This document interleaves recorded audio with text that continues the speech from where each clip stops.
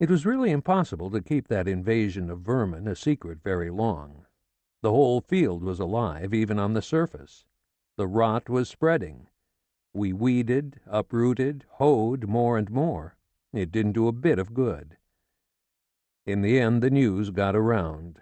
The Hicks came snooping. They dug up our potatoes to see for themselves.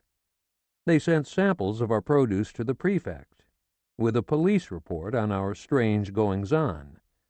They even sent whole basketfuls, completely chock-full of grubs, to Paris, to the museum director. It was getting to be big news. Horrible rumors started up. We were the criminal originators of a brand-new agricultural pestilence, an unprecedented garden blight. By the effect of intensive waves, of malignant inductions by the diabolical instrumentality of 1,000 wire networks, we had corrupted the earth, stirred up the genie of the grubs, in the innocent bosom of nature. There, in Blême-le-Petit, we had given birth to a special race of absolutely vicious, unbelievably corrosive maggots, which attacked every kind of seed, every conceivable plant and root, trees, harvests, the peasants' houses, the very structure of the land, even dairy products, sparing absolutely nothing, corrupting, sucking, dissolving, encrusting the plowshares, absorbing, digesting stone, flint as well as beans, demolishing everything in their path, on the surface, under the ground, corpses and potatoes alike, everything without exception, and thriving, mind you, in midwinter, drawing strength from the bitter cold, propagating in swarms, in vast myriads, more and more insatiable, crossing mountains, plains, valleys, with the speed of electricity, thanks to the waves generated by our machines. Soon the whole district around Blême would be one enormous field of rot, a noisome bog, an immense sewer of maggots, a seism of swarming grubs. Then it would be the turn of Persan, and then of Saligon. Such was the outlook. It was still too soon to predict how and when it would all end, whether it would ever be possible to circumscribe the disaster. Only the analyses would show. It might perfectly well spread to all the roots in France, consume the whole countryside, until our national soil in its entirety was nothing but stones. Our maggots might well make the whole of Europe unfit for cultivation, one big desert of rot. Well, if that happened, believe you me, they'd talk about the great plague of Blême-le-Petit down through the ages, the way we nowadays talk about the ones in the Bible. It wasn't funny anymore. Courtial said so to the postman when he came. It was perfectly natural that this bikeless Eusebe should spew a little poison. "It's damn well fucking possible," was his answer. He added nothing. Anyway, that stinker was getting more and more stinking. We didn't have a drop of anything left. We had nothing to offer him. He was really pissed off. 10 miles without a drink. He was probably putting the evil eye on us. He came out from Persan 3 times a day, just for our mail. People were writing us from all over. It wasn't our fault. Our mail had multiplied by 10. People who wanted to know all about it, who wanted to come out for an interview, and rafts of anonymous characters who told us off good for the price of a stamp. Cartloads of insults. Okay, the spirit's fermenting. Look at all those lovely letters. 100,000 times more verminous than all the soil in the planet. And God knows it's crawling. It's lousy with them. You want to know what putrefaction is? You want me to tell you? It's all the shit we have to put up with. We thought maybe if we cooked them over a very slow fire, putting cheese on them, frying them in fat, if we cajoled them in some clever way, we'd gradually be able to make them edible after all. We tried all the stratagems of cookery. Absolutely nothing worked. The whole mess turned to jelly at the bottom of the pot. At the end of an hour, maybe an hour and a half, all we had was one enormous grub cake, and still that terrifying smell. Courtial spent a long time sniffing at the result of our cooking. "It's ferrous hydrate of alumina. Make a note of that name, Ferdinand. Remember it well. You see that meconium-like substance? Our land is saturated with it, literally. I don't even need an analysis. Precipitated by sulfides. That's our main trouble, undeniably. Look at that yellowing crust. I'd always suspected as much. Those potatoes, that's an idea. They'd make a splendid fertilizer, especially with the potash in them. You see the potash? That's our salvation. Potash! Potash! It's remarkably adhesive. They're all supercharged with it. See how they glisten. You observe the scales, that coating on every radical, all those infinitesimal crystals, shimmering green and violet. Do you see them clearly? Those, Ferdinand, my dear boy, are the transfers. Yes, the transfers of hydrolysis. Yes, indeed, neither more nor less, conveyed by our currents. Yes, my boy, absolutely, the telluric signature. That's it, all right. Take a good look now. Open your eyes to the maximum. No clearer demonstration is possible. No need of further proof. What proof? There it is, the best, exactly as I foresaw. This is a current that nothing can stop, disseminate, or refract. But it shows, I've got to admit that, a slight excess of alumina. And there's another little drawback. But it's temporary, very temporary. The question of temperature. The optimum for alumina is 12.05 degrees centigrade. Aha! Remember that. 05. For our purposes. You follow me? Another 2 weeks passed. We rationed our bit of fat so strictly that we only made soup once a day. There was no question of going out. It rained enormously. The country was having a rough time, too, flattened out by winter. The trees had the shivers, like ghosts rowing in the wind. As soon as we'd emptied our plates, we went back to our straw ticks to keep warm. We lay sprawled for whole days, all bunched up together, without opening our mouths, without saying a word. Even a wood fire doesn't help when you're that cold. We had terrible coughing spells, and we were getting thin.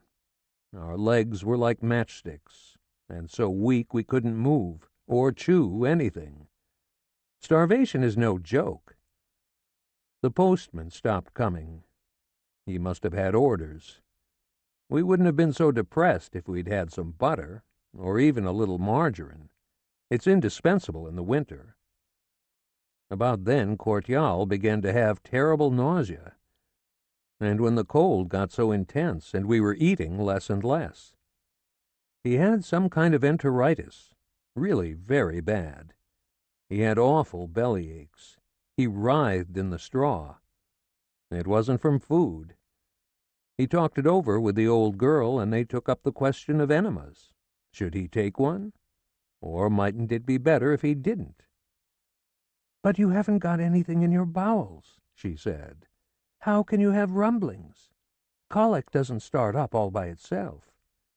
"I tell you I could feel it going through. Jesus! It was twisting my bowels all night. It's a dry colic. It ties my guts up in knots. Oh! It's the cold, you poor dope." "It's not the cold." "Then it's hunger." "No, I'm not hungry. I feel like throwing up." "Oh, you don't know what you want."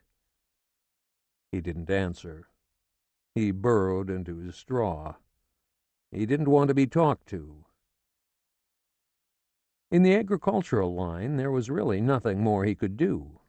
There was no more gas in the shed, not even a single can to start the thing up with. 2 more days passed, in waiting and prostration. Our old lady-love, huddled in a corner, muffled in curtains, couldn't stand it any more. Her teeth were chattering fit to crack. She climbed up to the loft and got some more sacks. She cut herself out a kind of smock like the kids wore and a good stiff kilt. She put them on over her pants and patted herself out with cotton waste. It made her look like a Zulu. She thought it was funny looking herself. The cold makes you laugh something awful. She was still cold, so she started cavorting around, clattering her wooden shoes, her nani-nani, around the big heavy table. The kids split a gut watching her. They joined her in a kind of snake dance. They ran after her. They hung on her shirt tails. They sang a little song. See the miller's daughter dancing with the boys. The poor thing's lost her garter, her garter, her garter. These kittenish spells didn't come over Ma Courtial very often. It took a special occasion. She had nothing left to chew. Courtial had taken all the tobacco. She started griping a little about her pipe. The kids tore her apart at the seams. They pushed her down in the straw. "God damn it to blazes!" she hollered at them. "Shove off, the whole lot of you! You swivel-eyed, mangy snot-noses, leeches, floozies!" That made them laugh harder still. "Courtial, listen!" He wouldn't listen. He burrowed his head in his hole. He sighed. He groaned. It was his belly and the roughhouse. The kids jumped on him, the 4 boys and the 3 girls. He still wouldn't answer. A little later we began wondering what had become of Dudule. He'd been out a good 2 hours, supposedly relieving himself. We were all good and worried. It was nightfall by the time he got back. He was loaded to the gunnels. He'd covered 7 miles, to Persant Station and back in high. He'd raised a real windfall on the freight platform. What a deal! A shipment of groceries. He'd brought us butter, a huge chunk, 2 complete strings of sausages, 3 baskets of eggs, bologna, jam, and foie gras. He'd even taken their wheelbarrow. He'd snaffled the whole business outside the baggage room while the men were over in the switch house trying to get warm.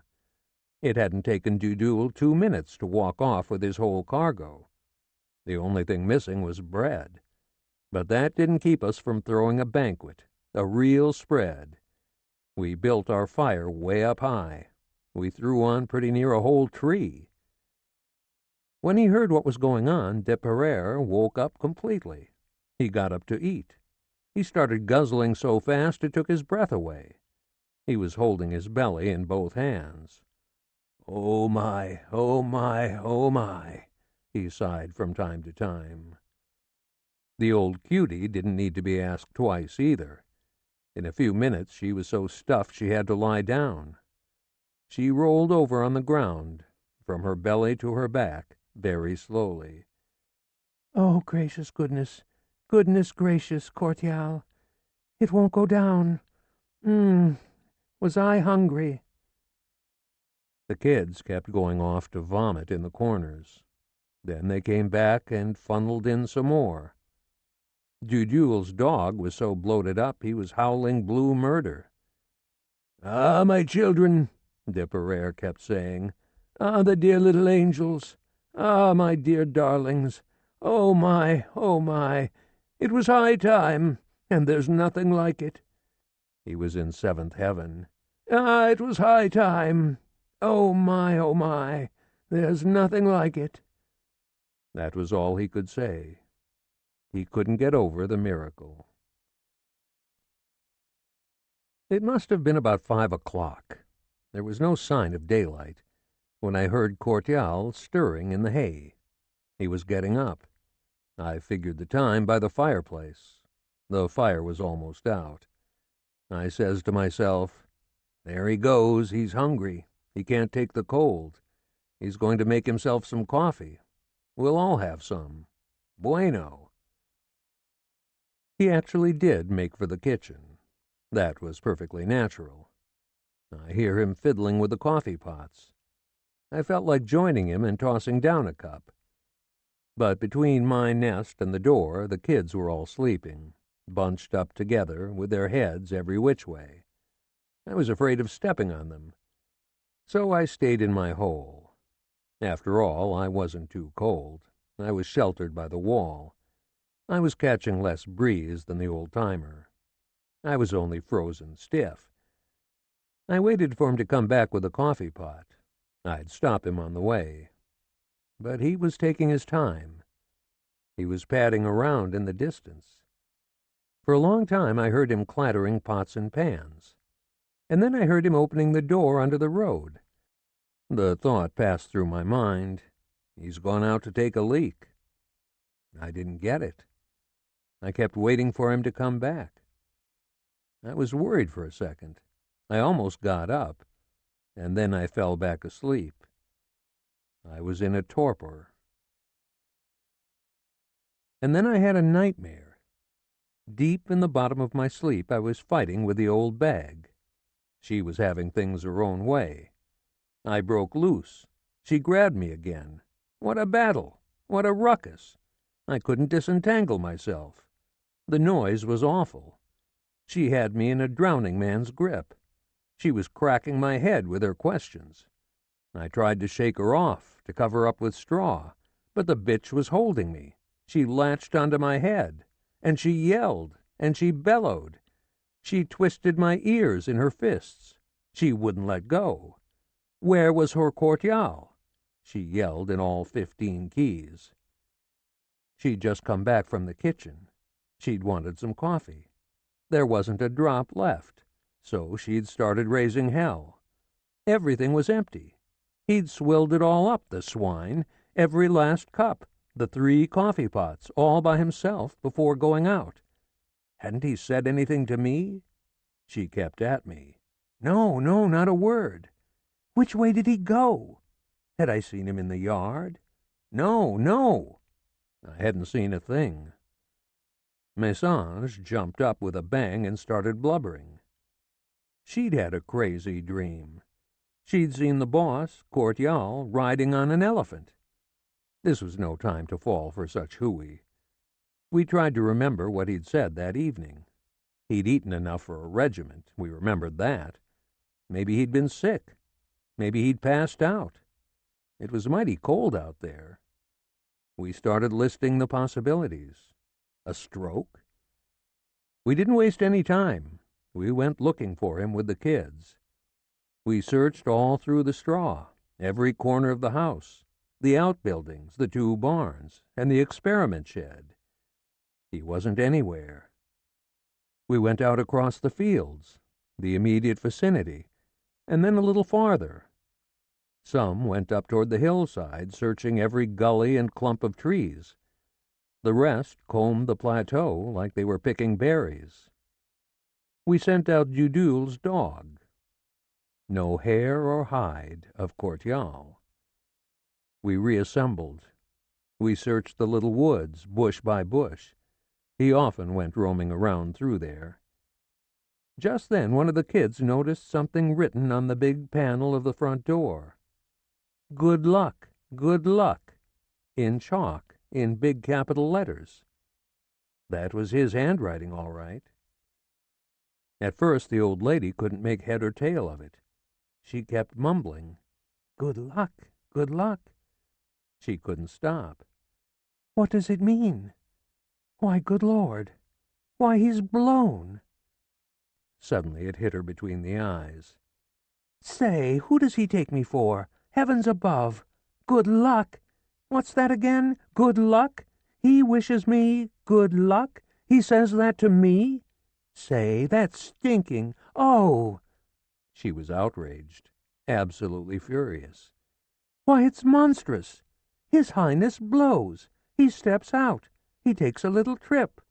His Highness trots off to town for a binge. The skunk, the scoundrel, the no-good. Good luck, and that's that. And I'm supposed to shut up and like it. So the 8 ball's all for me, is that it? So I'm knee-deep in shit? Well, climb on out, you old bag. Just shake your ass and good luck. And I'm expected to take it lying down.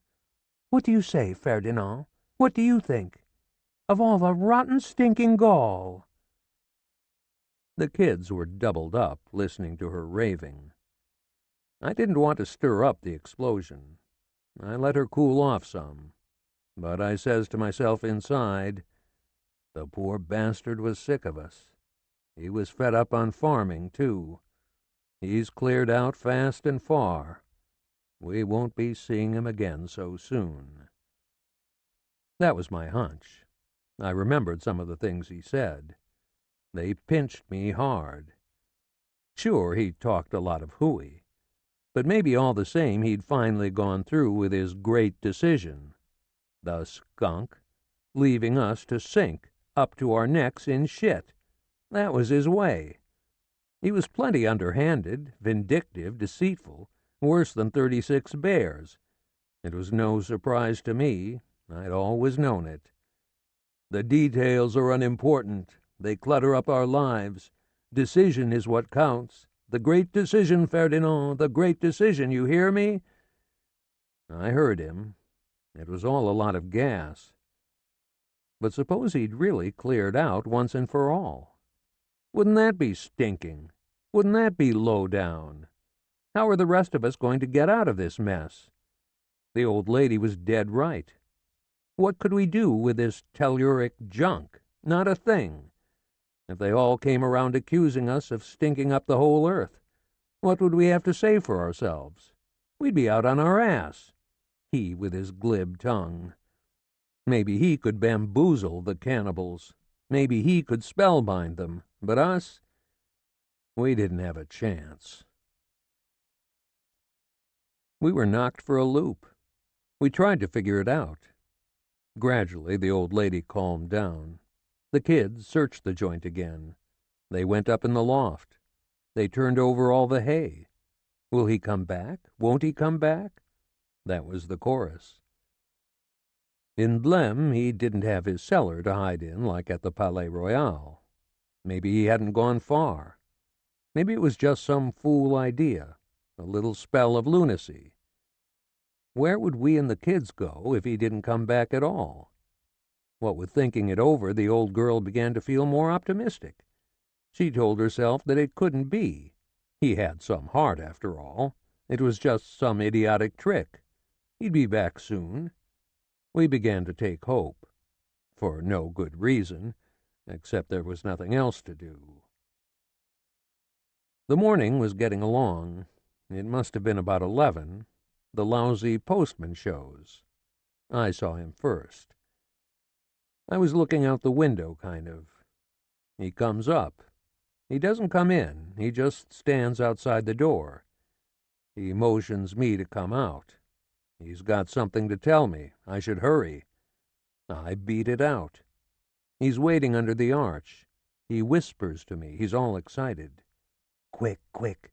Go see your old man. He's down there on the road, after you cross the Druve.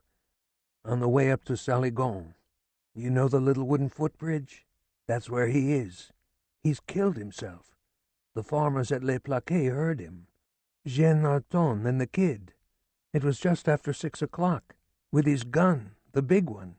They said to tell you, so you can take him away if you want to.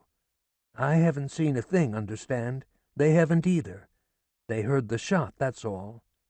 Say, here are 2 letters. They're both for him." He didn't even say goodbye. He beat it along the wall. He hadn't taken his bicycle. He cut across the fields. I saw him coming out of the woods by the road up top, the one that goes to Brion. I whispered the whole story in her ear so the kids wouldn't hear. She made one bound to the door. She ran out full tilt. She raced over the gravel. I didn't even have time to finish. I had to quiet the kids down. They suspected a disaster. "Don't get excited. Don't show your mugs outside. I'm going to catch the old bag. You keep on looking for Courtial. I'll bet he's still here, hidden someplace. He hasn't gone up in smoke. Turn over all the straw, bale by bale. He's sleeping underneath. We're going to see the cops in Mellois. They've sent for us. That's what the postman came about. We won't be long. Don't shit in your pants. Stay right here and keep quiet. We'll be back by 2. Don't let them hear you from outside. Don't go out. Search the loft.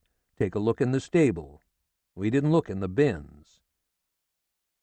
The The kids were scared stiff of the cops.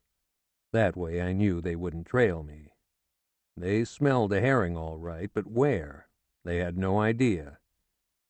"Keep the doors closed, whatever you do," I told them. I tried to locate the old lady out of the window. She was miles away. I shook a leg. I had a hell of a time catching her. She was cutting across field and forest in high. Well, anyway, I followed her. Hell, it took all I had just to keep her in sight. All the same, I put my thoughts together. I'm running blue blazes, and in the fever of the chase, a rotten suspicion comes up in me. "Hell," I says to myself, "what a business. You're a sucker again, kid. It's a frame-up, a swindle. That stuff about the footbridge, nuts. It's a big hoax, a stinking lie, a sinister trap, that's all." I strongly suspected it, a crummy trick of the postman's. It was just like him, the stinker, and all those cannibals. I wouldn't put it past them. That's what I was thinking in the middle of running. And where was our old man at that exact moment, while we were breaking our necks running after his corpse? Where could he be? Maybe he was only at the big ball, playing cards and sopping up anisette. We were the suckers again. I wouldn't put it past him. It didn't take a suspicious nature to know him for a mean, sly bastard. We were the fall guys. That was a cinch. After a long level stretch through soft fields, there was a steep climb up the hillside. Up top, you discovered the whole countryside, so to speak. The old lady and I were puffing like oxen. We sat down for a second on the bank to see better. The poor old thing's eyesight wasn't very good, but mine was really piercing. You couldn't hide a thing from me 10 miles away as the crow flies.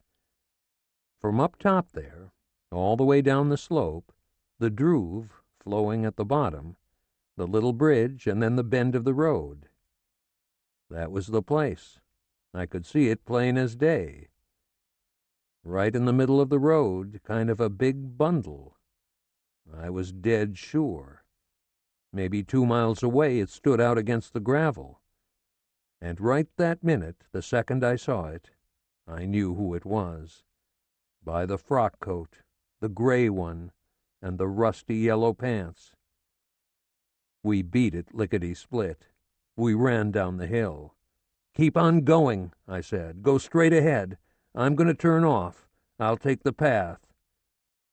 It was a big shortcut. I was there in no time. Right on the spot, 2 steps away.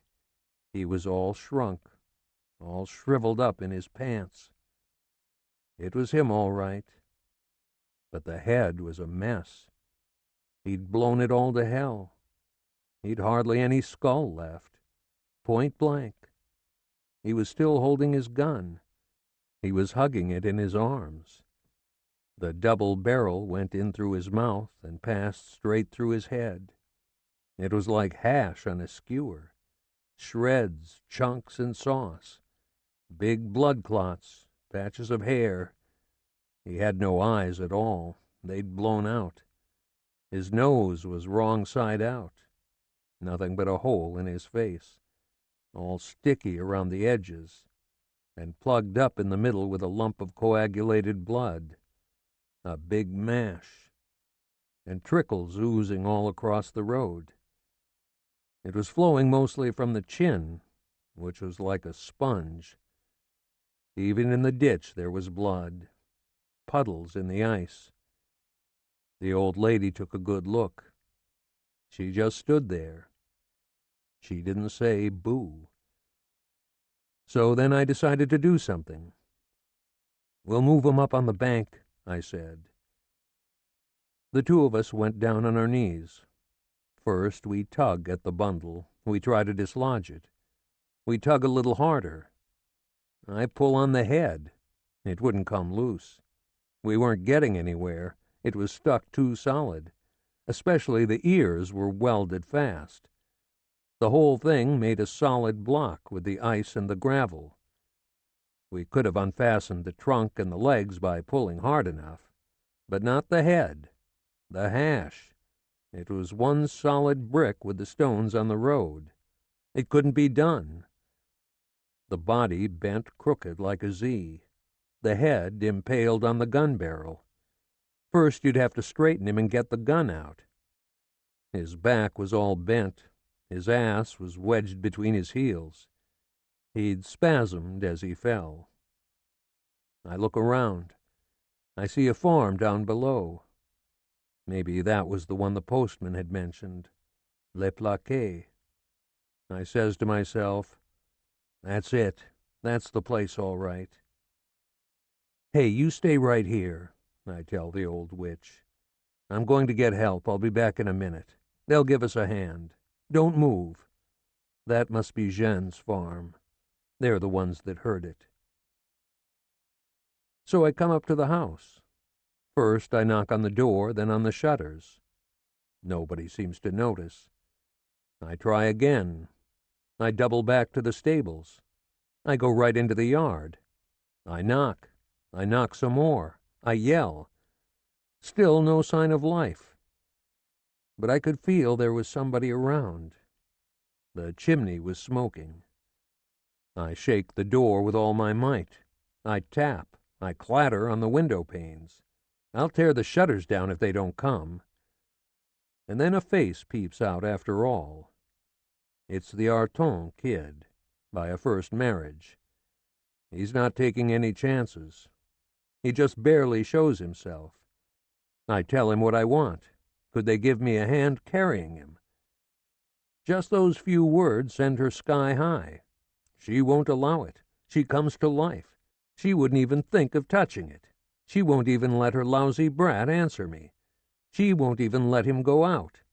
He's going to stay right there with his mother. If I can't get him off the road, why don't I call the police? That's what they're there for. The Allertons aren't going to get mixed up in this, not for anything in the world.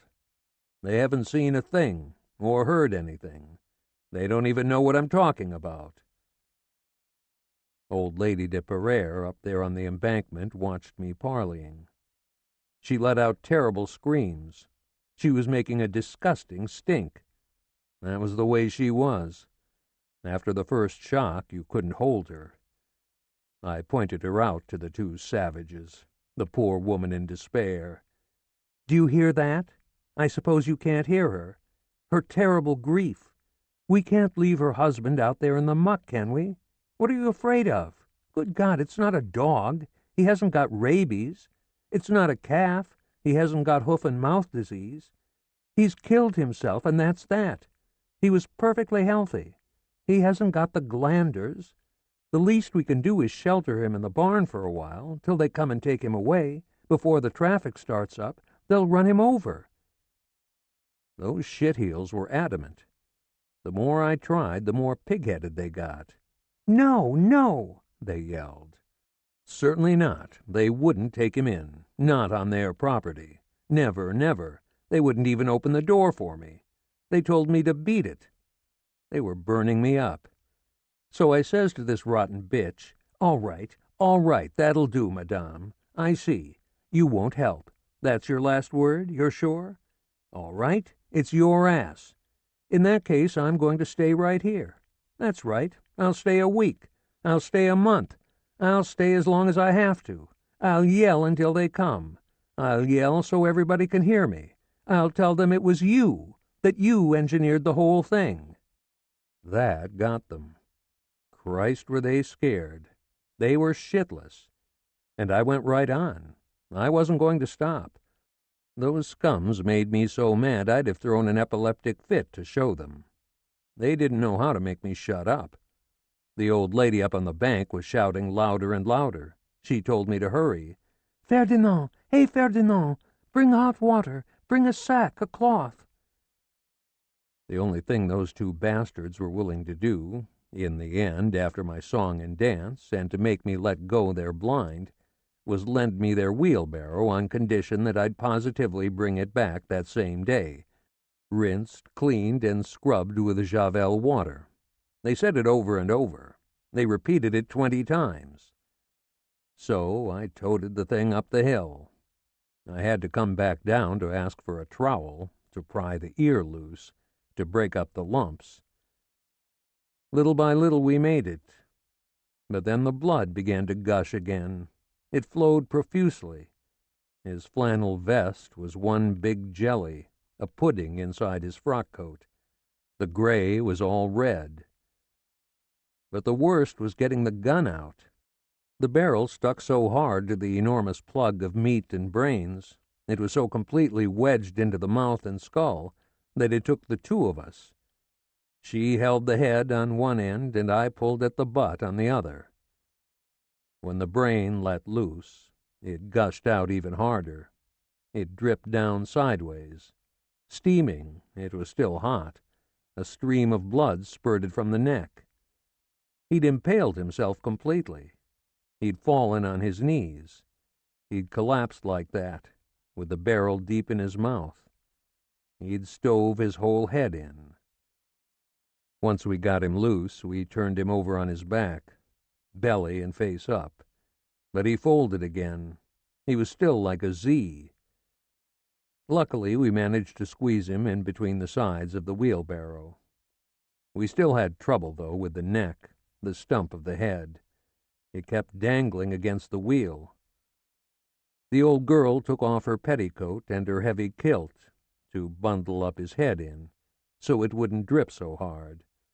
But the minute we started moving again, with the bumps and jolts, it started gushing thicker than ever. They could have followed our tracks. It was slow going. We took short little steps. I stopped every 2 minutes. Those 4 miles took us at least 3 hours. I saw the gendarmes way in the distance, or rather their horses, right outside the farm. They were waiting for us. There were 4 of them, plus the sergeant.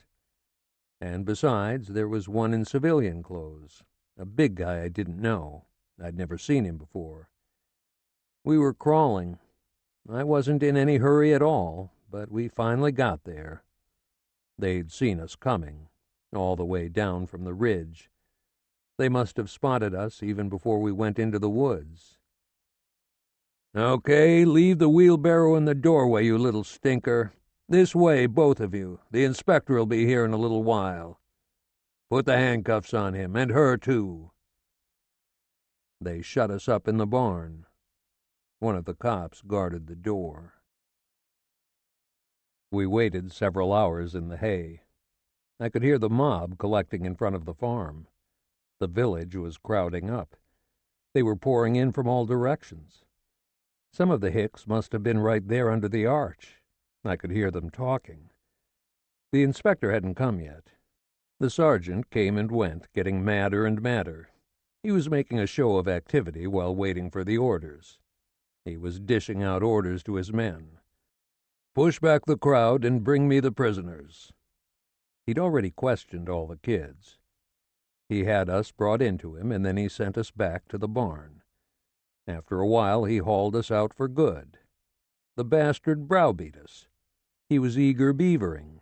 He threw his weight around, trying to terrorize us, probably so's to make us talk, so we'd confess right away. He had another think coming. He said we had no right to tote the body around. That was a felony in itself. We shouldn't have touched it. It was doing fine on the road. That now he wouldn't be able to make his report. What do you think of that? And that 25 years in the pen would teach us a thing or two. Hell, that boy didn't like us. Anyway, the worst kind of bullshit. A lot of stupid cock-sucking bellowing. The old lady wasn't acting up much since we'd come back. She just sat there crying, huddled against the door. Once in a while she let out a hiccup, followed by the same 2-3 laments. "I'd never have expected it, Ferdinand. Oh, it's too much.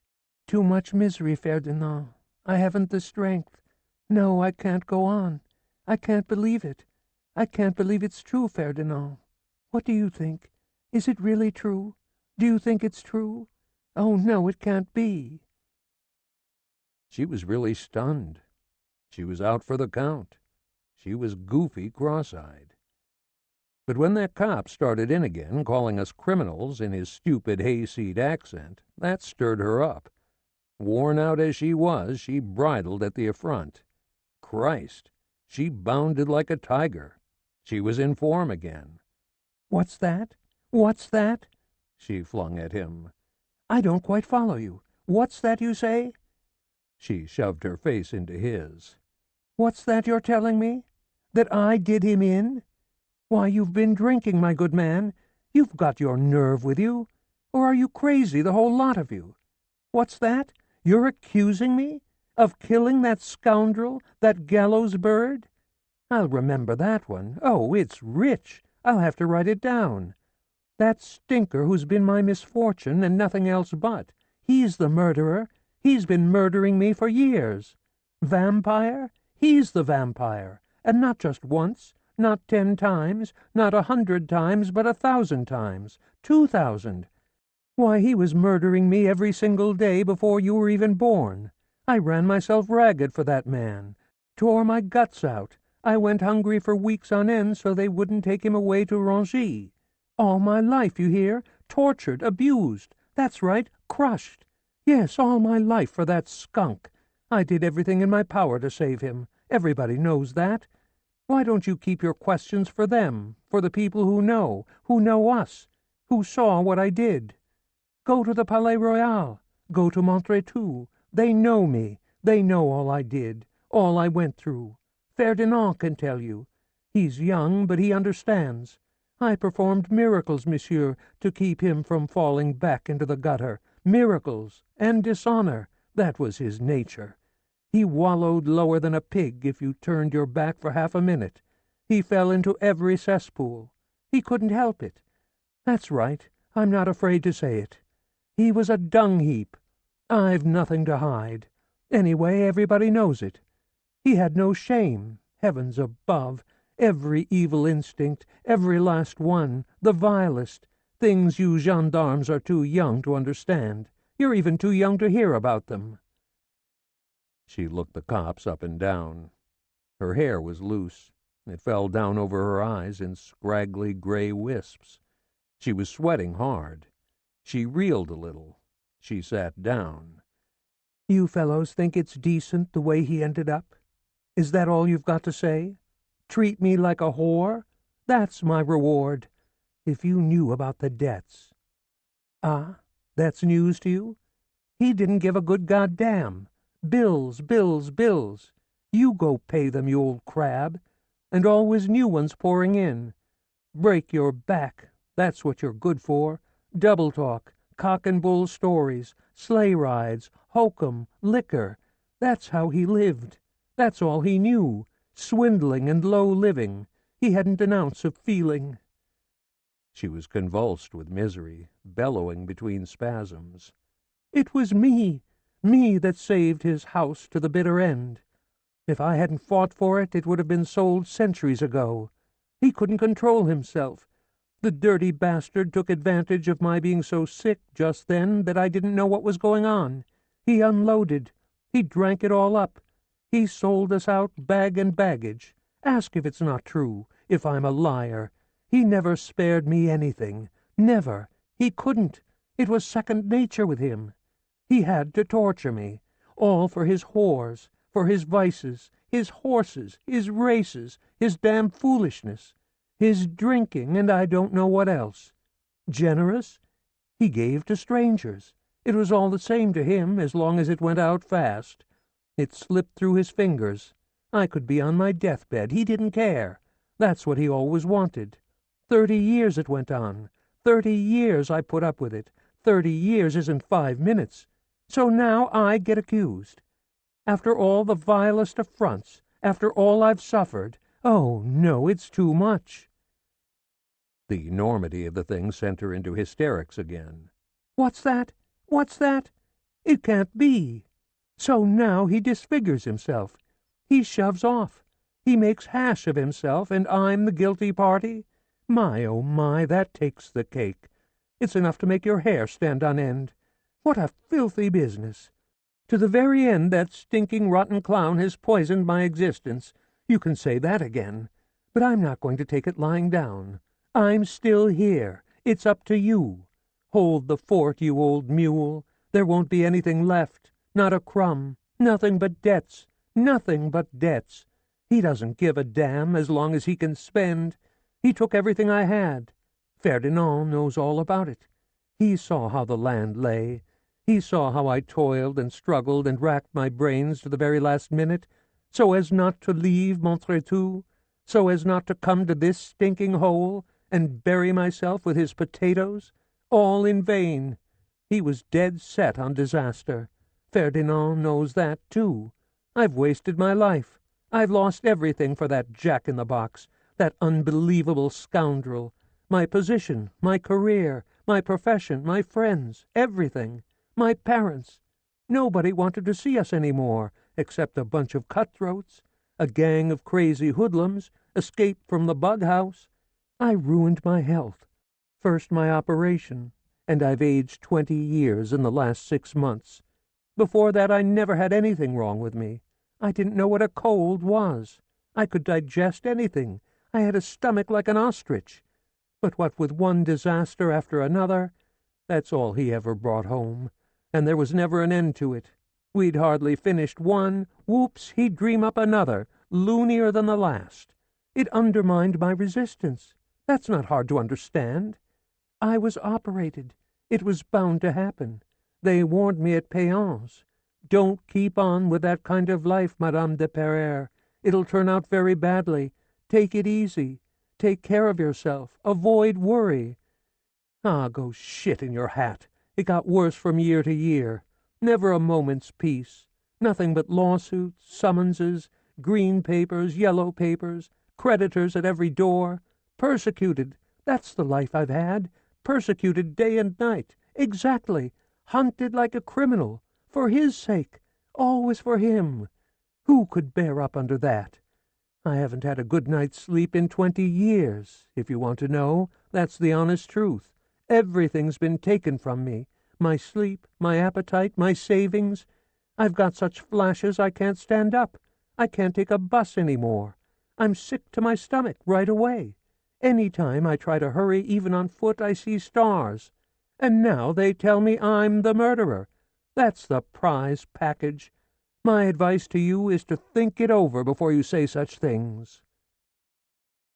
She led them out under the arch, the 4 cops and the sergeant. She went up to the body. She lifted the pants leg. You see those socks? Take a good look. Well, he's got the only pair. There's not another in the house. The rest of us haven't got any. Never did. Neither Ferdinand nor the kids. She hiked up her own pants to show the cops. I'm barefoot myself. Go on, see for yourself. We always went without just for him and nobody else.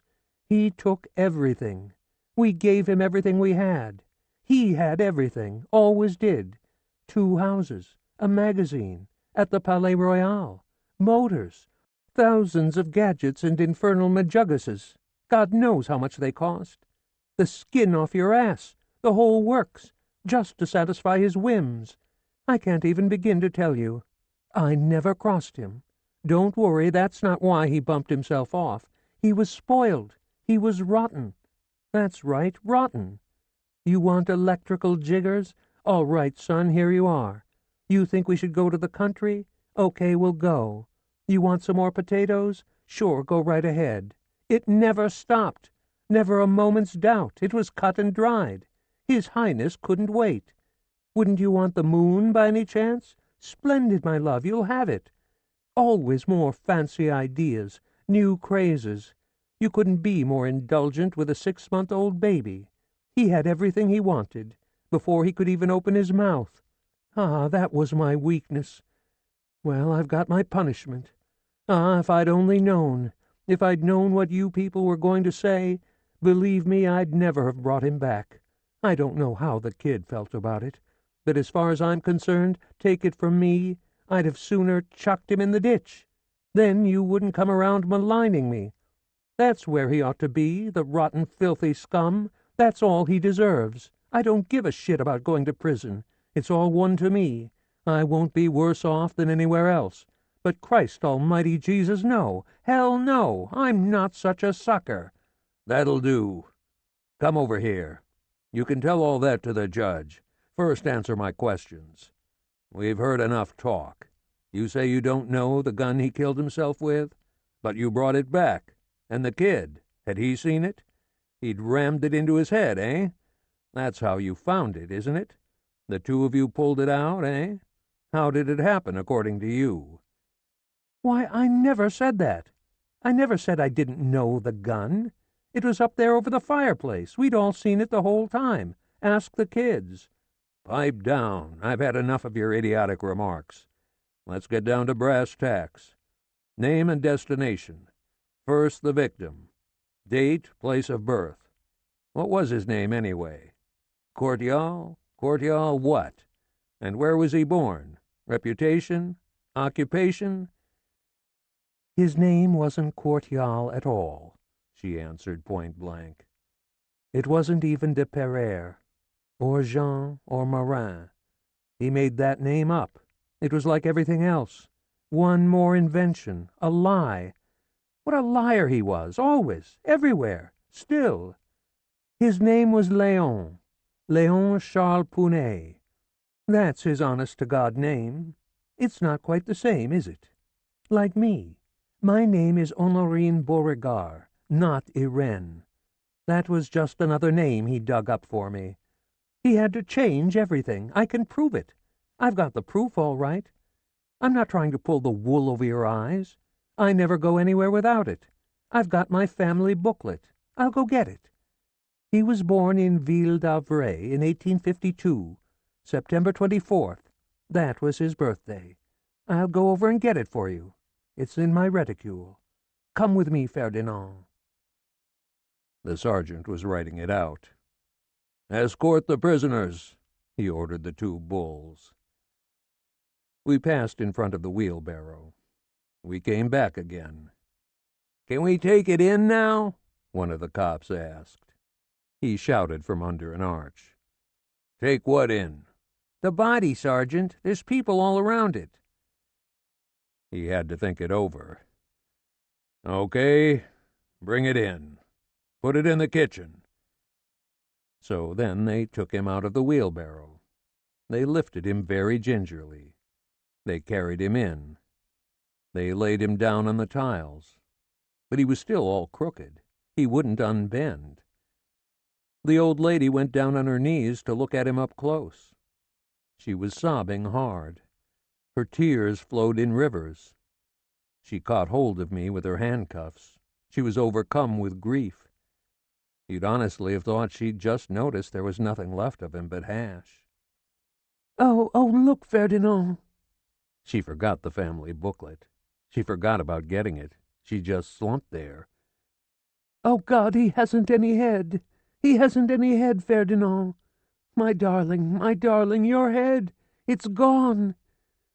She implored. She dragged herself at the gendarme's feet. She crawled between their boots. She rolled on the floor. A placenta. It's a placenta. I know. His head. His poor head. It's a placenta. Have you seen it, Ferdinand? Do you see? Look. Oh. She screamed like her throat had been cut. Oh, all my life. Oh, all my life. Oh. More and more piercingly. I didn't do it, messieurs. It's not me. How could it be? I swear it. I gave him my whole life, to bring him a little happiness, to make him comfortable. He needed me, day and night, believe me. I'm not lying. Tell them, Ferdinand. Tell them if it isn't true. All my sacrifices. He hasn't any head. Oh, why are you all against me? There's nothing left for him. Good luck, he says, the poor darling. Good luck. Oh, God, you saw it? It was written. It was him, wasn't it? It's written in his writing. It wasn't me. Good luck. That's him, all by himself. You can tell his handwriting. Oh, it wasn't me. It's obvious. Isn't it obvious? She'd thrown herself full length on the ground. Her whole body hit the packed earth. She pressed close to Courtial. She was shivering. Courtial, I implore you. Courtial, speak to me. Tell me, my angel, why did you do it? Why did you do such an awful thing, eh? Tell me, my dumpling, my treasure." She turned toward the cops. "It's him! It's him! It's a placenta!" She threw another fit. She started eating her hair. She was bellowing so loud we couldn't hear each other in the room. The snoopers at the window climbed up on each other's backs. She bit right into her handcuffs. She flailed around on the floor, possessed. The gendarmes picked her up by main force. They carried her into the barn. She yelled like a stuck pig. She clutched the door. She fell. She charged back against it. "I want to see him! I want to see him!" she screamed. "Let me see him! They want to take him away! Murderers! Help! Help! My angel! My angel! Not you, Ferdinand, not you. You're not my angel. I want to see him. Have pity. I want to see him." This went on for an hour. They had to go back and take off the handcuffs. Then she calmed down a little.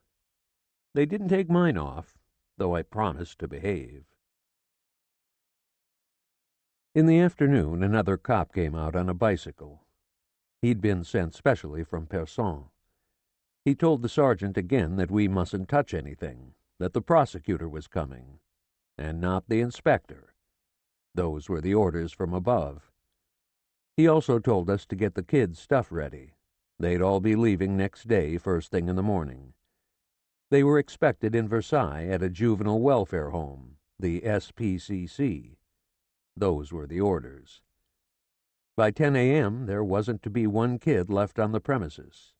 2 special people were coming from Beauvais to get them, to take them to the station. We passed the orders on to the brats who were out in the yard. After all, we had to let them know that the jig was up, dead and buried. They didn't exactly get it. They tried to figure out what was going on, where they were being taken. They wondered if the whole thing wasn't a gag. I tried to explain that our show was over. The record was busted. They didn't get it. I told them the judge had sent orders to close up shop and send the new race home, that they were closing down our Wave farm, too. They were good and sick of it, that they were a lot of savages, perfectly ruthless, that it was finished, that they were looking for their parents, and this time they'd find them. It was all Greek to them. They weren't used to being treated like kids anymore. They were too emancipated. They'd forgotten about obedience and those kind of things. It wasn't much trouble collecting their duds. Actually, they had nothing but their bones and their pants. They had a few bent shoes that were never the right size. Half the time they only wore one. Mostly they went barefoot. All the same, they managed to collect a whole pile of junk. Thousands of nails, hooks, bird traps, slings, ends of string, nooses, shears, spiral springs, whole sets of graters, razor blades fastened to long sticks, 2 complete jimmies. Only Dudul had nothing. He worked with his fingers. The kids thought they were being taken someplace where their equipment would come in handy. They didn't realize, though I'd told them a dozen times. They didn't take the whole thing very seriously, though they'd seen the old man with his face blown off. They could hear the old lady wailing behind the door, but that didn't frighten them. "If you ask me," said Jujul, "I bet you we'll be back on Thursday." "You don't know them, kid," I said. "And for Christ's sake, don't pull any rough stuff. They'll lock you up for life. They got terrible sweat boxes. Watch your step. Behave. Keep your traps shut, the whole lot of you." Even Messange thought she was smart.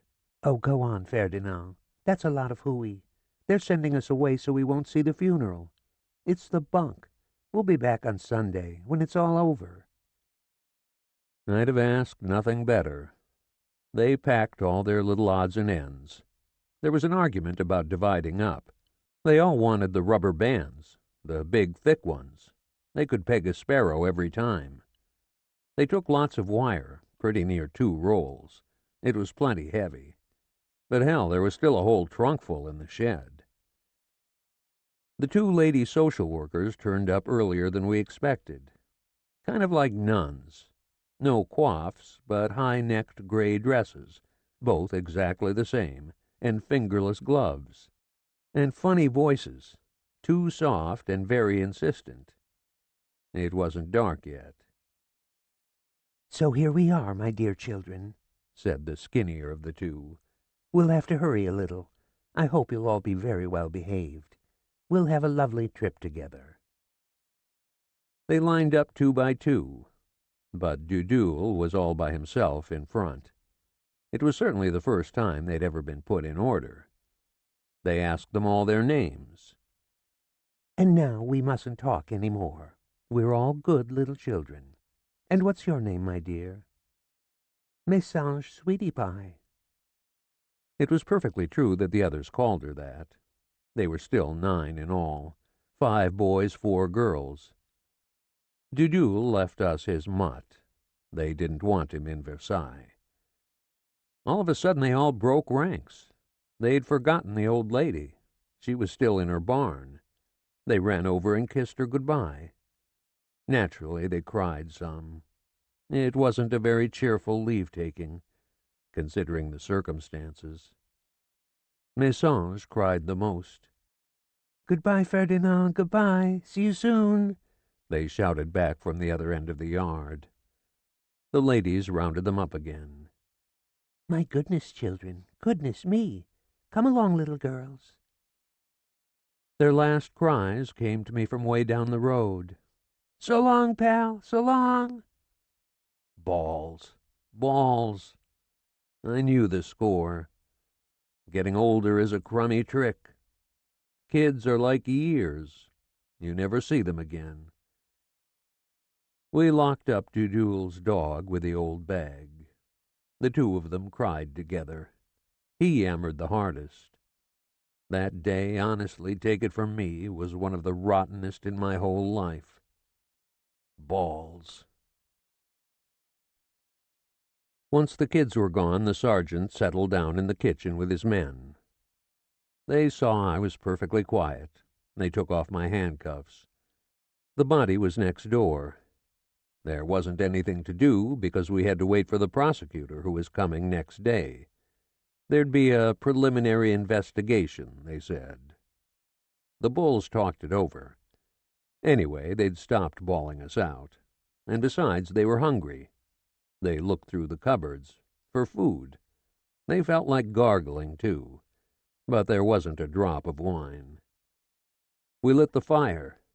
It was raining into the fireplace. It was bitter cold again. February is the littlest month, but the meanest, too. The first part of the winter hadn't been so bad, but now it was getting even. The bulls were talking it all over. They were peasants deep down. They clumped all over in their boots. I looked at their mugs up close. They were smoking their pipes. They were sitting around our table. There was plenty of time to look them over. They had a thick layer of blubber from their eyes down. Their cheeks were completely armored, and they had rolls of fat all around their necks up to their ears. They were all beef and pretty thick in the middle, especially one that was twice the size of the others. They wouldn't be easy to fill. Their 2-pronged hats were piled up in a pyramid in the middle of the table. Their boots were the real 7-league kind, steamboats. When all 5 of them stood up and dragged their sabers around, you can't imagine the clatter. But they were getting thirstier and thirstier. They went and got some cider from the old folks at the end of the village. Later, maybe about 8 o'clock, another bull showed up. He'd come from their barracks. He'd brought some wine and a bite to eat. 5 mess cans. We still had some coffee. I said we could make them some if they'd let us grind it. They were willing. The old lady came out of her barn. They opened up for her. Her fit of rage had passed. It was mighty hard on those giants having no more than that to eat. A little mess can apiece, and 1 bread ration for all 5. The old girl, I knew, still had some bacon tucked away, and some lentils in a special hiding place of her own, and some turnips, and maybe half a pound of margarine. "I could make you some soup," she said. "Now the kids are gone. Maybe I can feed the lot of you." They were delighted. They slapped their thighs. But she started sniveling again. We had a big kettle. It held at least 15 mess cans. Some more wine arrived, all the way from Persan. The sergeant's wife sent a kid out with it with a letter and a newspaper. We sat down with them. Naturally, we took our share. We hadn't had a bite to eat in 24 hours. The gendarmes asked for seconds. We emptied the whole kettle. First, they only talked among themselves. Gradually, they livened up. They shoveled it in. They unbuttoned without ceremony. One of the 5, not the sergeant, one that was all bald, seemed more curious than the rest. He asked the old lady what line of business the deceased had been in before taking up farming. He was interested. She tried to answer, but she didn't do very well. She gagged on every word. She broke into sobs. She blew her nose in her plate. She sneezed into the pepper. In the end, they were all laughing. Besides, the soup took the skin off your tongue. She'd had a heavy hand with the seasoning. Phew! Ooh! Oof! The room was hot, too. The fire was drawing fine. When the wind was right, it was enough to burn the house down. But when it changed, it blew back into the room. You suffocated in the smoke. It's always like that in the country. At the end of the bench, the sergeant couldn't take the heat any more. He peeled off his tunic. The others followed suit. The big shots from the courthouse couldn't get there until morning, so there was nothing to worry about. They all wondered why the inspector had backed down. That question really got them excited, and especially why the prosecutor was coming in person, and why in such a hurry. There must have been some tangle between the prosecutor's office and the police. That was the conclusion they came to. If they were locking horns, we were sure to get it in the neck. That's what I was thinking. The sergeant, little by little, started eating again. All by himself, he wolfed down pretty near a whole camembert. Enormous slabs of bread, washed down with the red stuff. A mouthful, a drink, a mouthful, another drink. I watched him. He winked at me. He was kind of sozzled. He got really friendly. He asked the old bag, not at all brutally, without the least malice, what her courtial had done before they came to Blem. She heard him all wrong. She was all befuddled from crying. "Rheumatism," was her answer. She was way off. She started bugling again. Her tears got the best of her. She begged him, implored him to let her stay in the kitchen, next door, just a little while, to sit with the body, until midnight, for instance.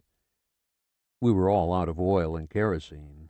There was nothing but candles, but plenty of those.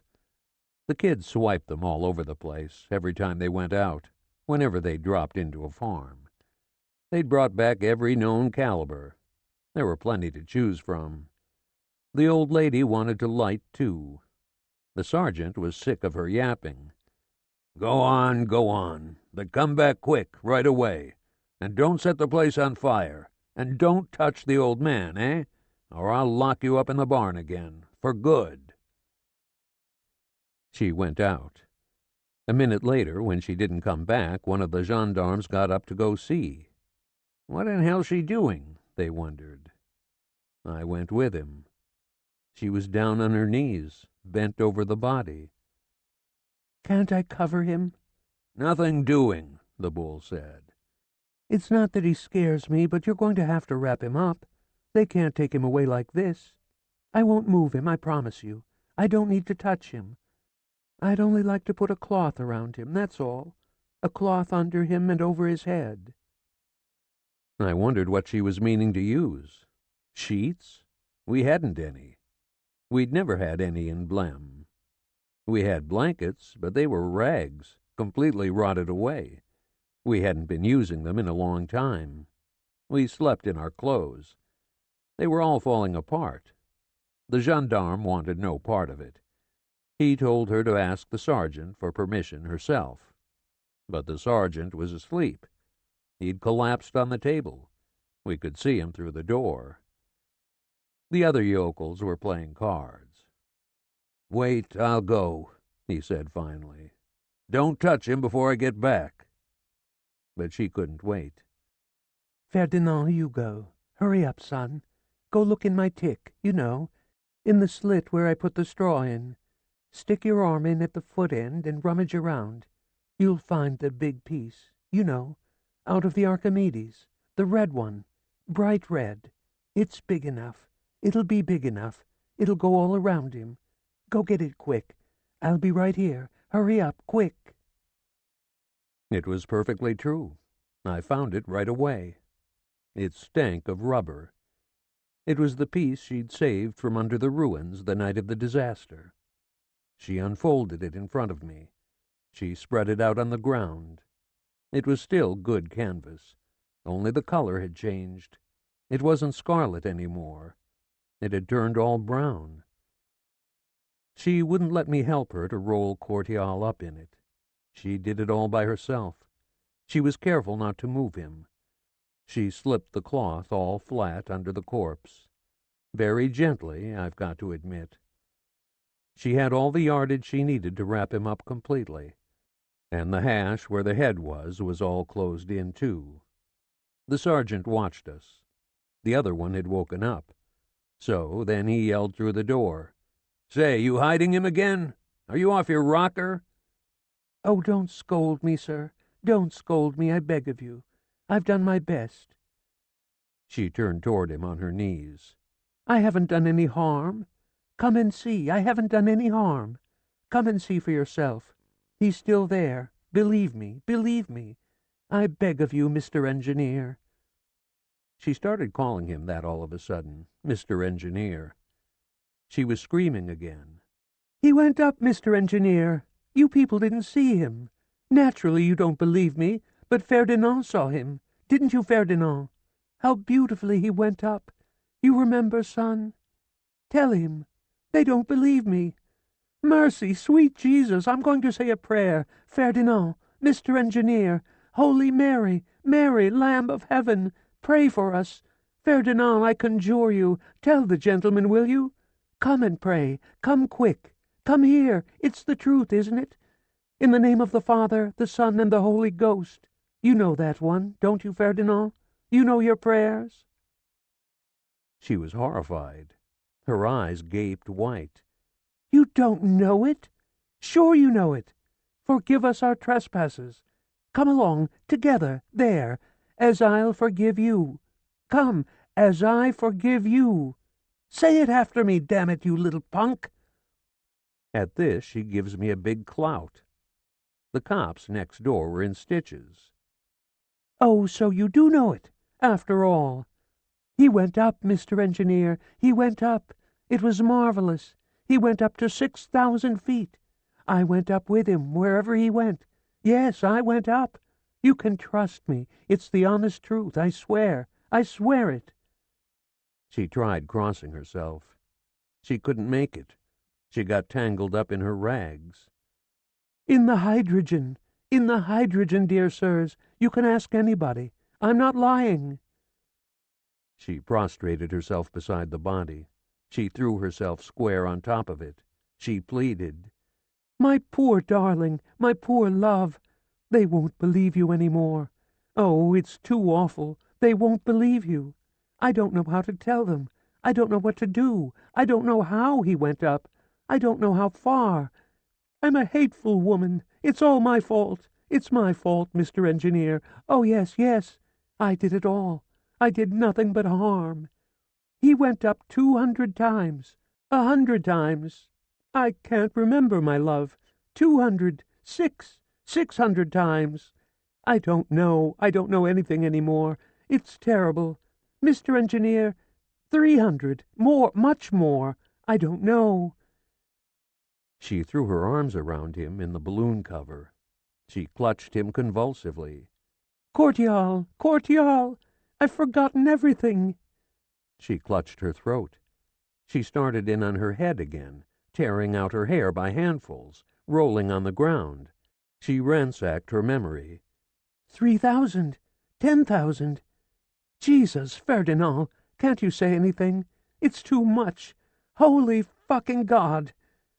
She lost herself in figures again.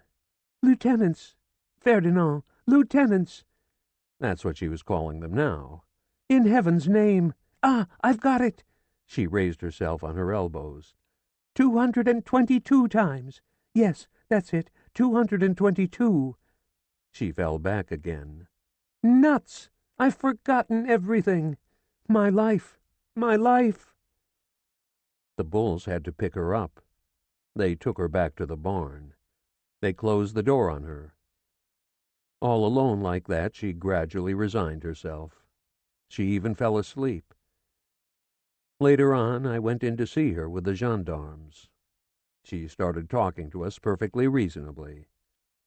She wasn't off her nut at all anymore. We waited all morning. The old lady was still in the straw. She was sound asleep. Around noon they arrived from the prosecutor's office. The examining magistrate, a little fat guy all bundled up in his fur coat, lisped in the steaming air. He had coughing spells. He got out of his carriage with another character, a redhead. This one had a cap all pulled down over his eyes. He was the medical examiner. The gendarmes recognized him right away. It was really bitter cold. They were chilled to the bone. They'd come from Persan station. "Bring them here," he ordered the gendarmes the minute he set foot on the ground. "Bring them to me in the big room, both of them. The woman and the little shit-ass. We'll take a look at the body later. Nobody's moved it? Where did you put it? And bring me the exhibits. What was there? A gun? And the witnesses. Were there any witnesses?" A minute later, 2 more carriages drove up. One was full of cops, plainclothesmen, and the other, a big covered van, was packed jammed with reporters. Right away they took millions of snapshots. Every aspect of the farm, the interior, the surroundings. Those newspaper men were pests, a damn sight worse than the Hicks. And so active.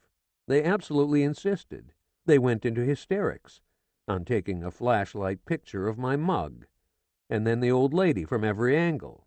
She had no way of hiding. She was forced to stay right between the 2 bulls. But we couldn't move much. The crowd was too thick. The prosecutor was madder than a hornet. He was being stepped on. He ordered the cops to clear the room. They didn't waste any time. They sent the mob flying. The premises were cleared right away. The whole yard, too. The character with the lisp was shivering in his furs. He was in a hurry to get it all over with. That was plain. He was sore at the cops. His clerk was looking for a pen. He'd broken his own. The lisp wasn't comfortable on the bench. The room was too big and damp. The fire was out. He beat his hands together. He took his gloves off to blow on them. He sucked his fingers. His nose was all amethyst. He put his gloves back on. He wriggled his ass. He stamped his feet. He couldn't get warm. The papers were all in front of him. He blew on them. They flew away. The clerk went chasing after them. They didn't write anything at all. He wanted to see the gun. He said to the newspaper man, "Take my picture with this weapon while you're at it." He said to the sergeant, "Tell me the whole story." So then the big cocksucker didn't talk big like with us. In fact, he stammered. Actually, he didn't know much. I saw that right away. He went out with the magistrate. They paced up and down the whole length of the yard. When they were through gassing, they came back inside. The lisp sat down. Then it was my turn to talk. I told him the whole story right away, all I knew, that is. He didn't listen much. What's your name? I told him Ferdinand, born in Courbevoie. Your age? I told him. And what do your parents do? I told him that, too. Good, he said. Stay right where you are. And you? It was the old lady's turn. Tell me your story and make it fast. He'd stood up. He couldn't sit still. He piddled up and down. He couldn't feel his dogs. Stamping didn't help. An earth floor as cold as hell, especially ours, it was so damp. Oh, doctor, my feet. Don't they ever make a fire around here? We were all out of wood. The gendarmes had burned every last stick.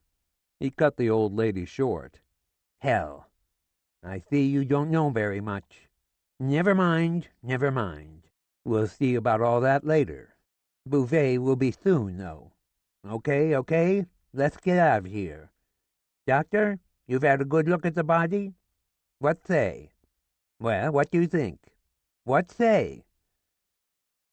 The two of them left the room to take another look. In the kitchen next door, they talked it over. They were maybe 10 minutes. They came back. Well, then, said the lisp. You, the wife, Madame Courtial. No, de Pereire. No? Nuts. You're free for the present, but you'll have to come to Beauvais. My clerk will let you know. I'll send for the body tomorrow. Turning toward the reporters. You can call it suicide until further notice. After the autopsy, we'll see. Maybe you'll be perfectly free. Anyway, we'll see. You, bozo. That was me. You can go. You can leave. Go straight home. To your parents. Give the clerk your address. I'll send for you if I need you. Okay, let's go.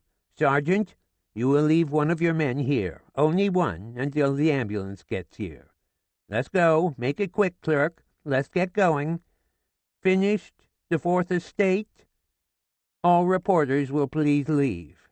Nobody can stay but the family and the officer. Okay, men, that'll do it for the night. You won't allow anybody to enter, to touch anything, to leave. Have I made myself clear? You've all got it? Good. Let's get going. Quick, step on it. All aboard, Doctor. He was still stamping his feet. He was bouncing up and down in front of his carriage. He couldn't stand it a minute longer. He was frozen stiff in spite of his overcoat and the sheepskin that went all the way up to his eyebrows, to his derby. As he set foot on the step, Driver, listen here. You'll make it fast, won't you? And stop at Cerdance, at the little bar on the left, after the grade crossing. You know the place I mean? Oh, doctor, I've never had such shivers in my life. I'm going to be laid up for a month, again, like all last winter.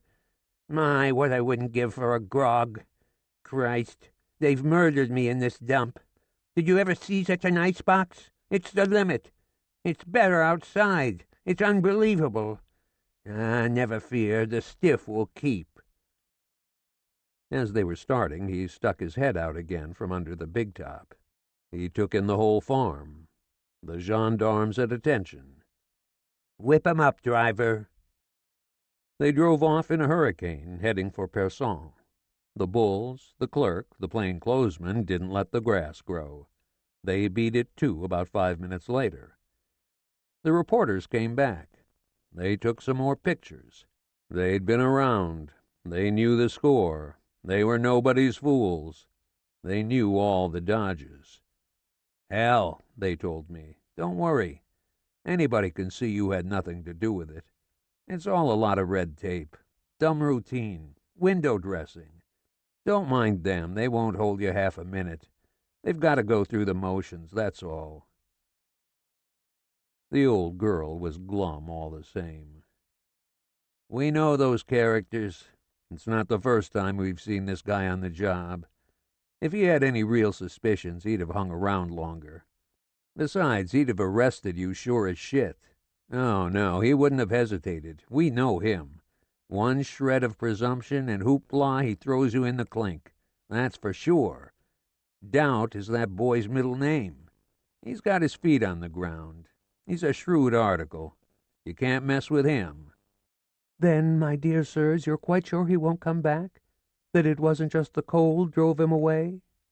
"The cold doesn't scare him. You've got nothing to worry about. Hell no, it's all a lot of moonshine. Hocus pocus. Baloney. If I were you, I'd relax. He came out here for beans, that's all. So what? So he's sore." They were all of the same opinion. They got back in their carriage. They were talking about women already. They had to push off slowly. The axles were creaking hard. There were too many of them, all in a pile. 2 of the reporters had made the trip all the way from Paris just on our account. They were sorry they'd come. The old lady pestered them so bad with questions, in the end they started bellowing in chorus. "There ain't no crime, bingo bing. There ain't no crime, bingo bing," thumping their heels like to crack the floor. Actually, they were having a fine time. They sang dirty songs. As they drove off, they were singing the one about the bishop who went up in a balloon. "High in the sky as he sailed around, the skin of his balls dragged on the ground."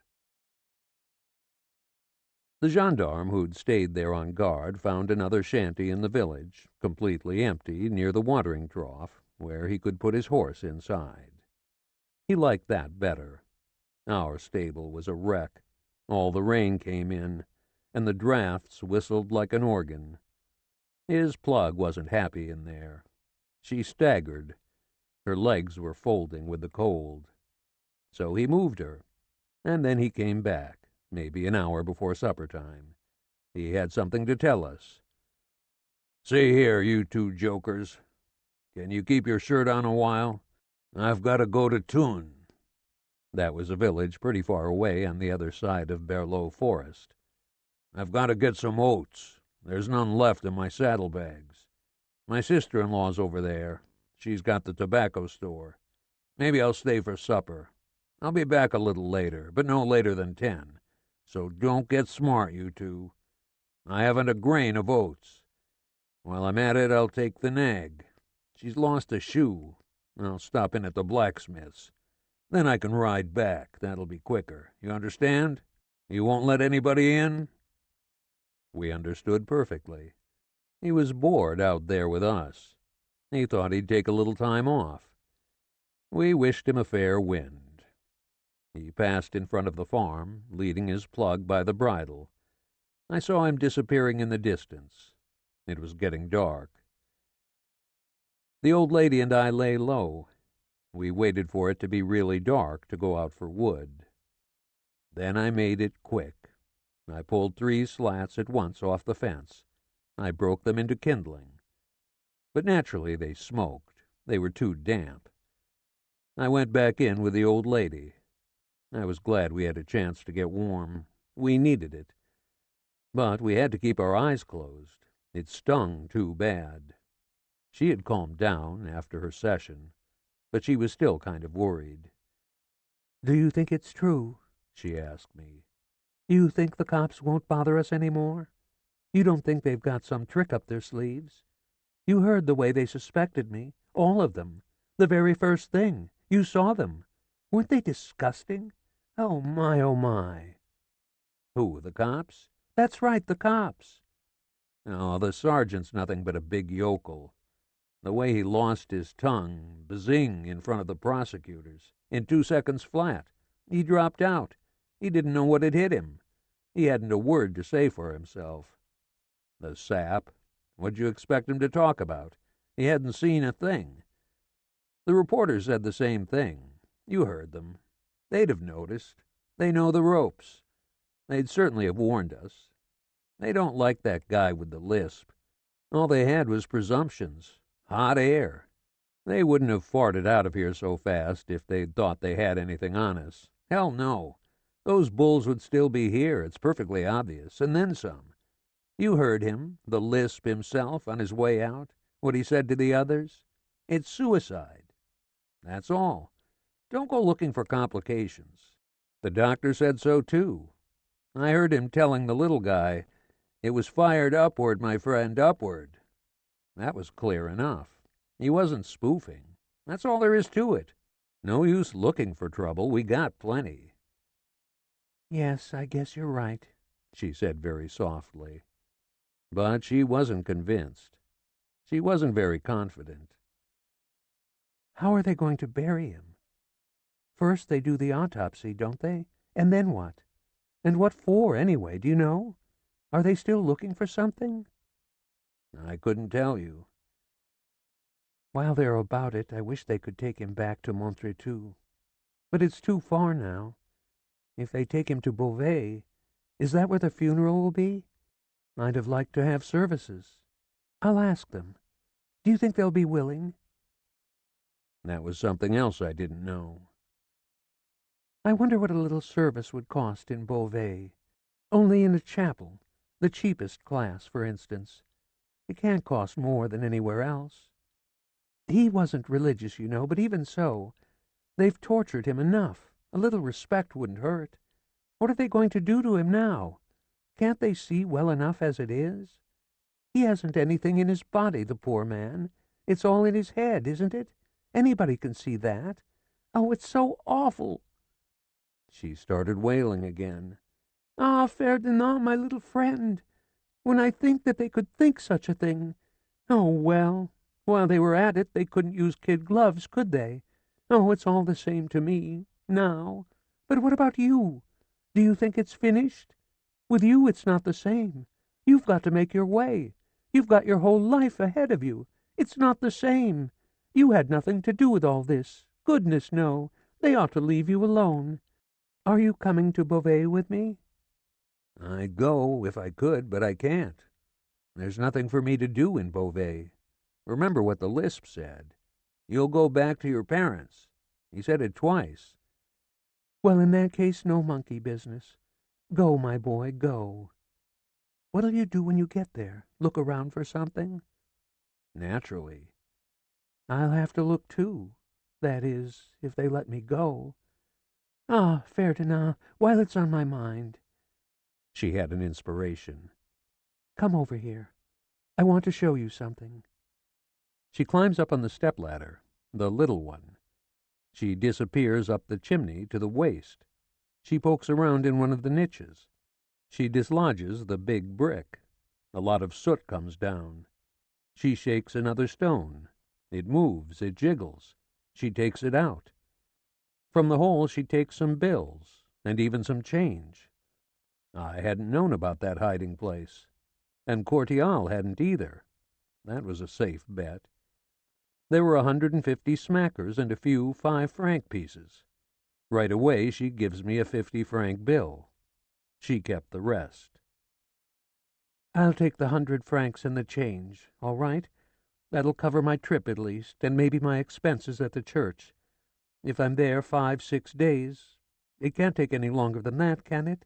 That'll be plenty, don't you think? But what about you? You've still got your addresses? Do you remember all your bosses? I'll go see the printer right away, I said. I'd rather start in that direction. She rummaged in the hole some more.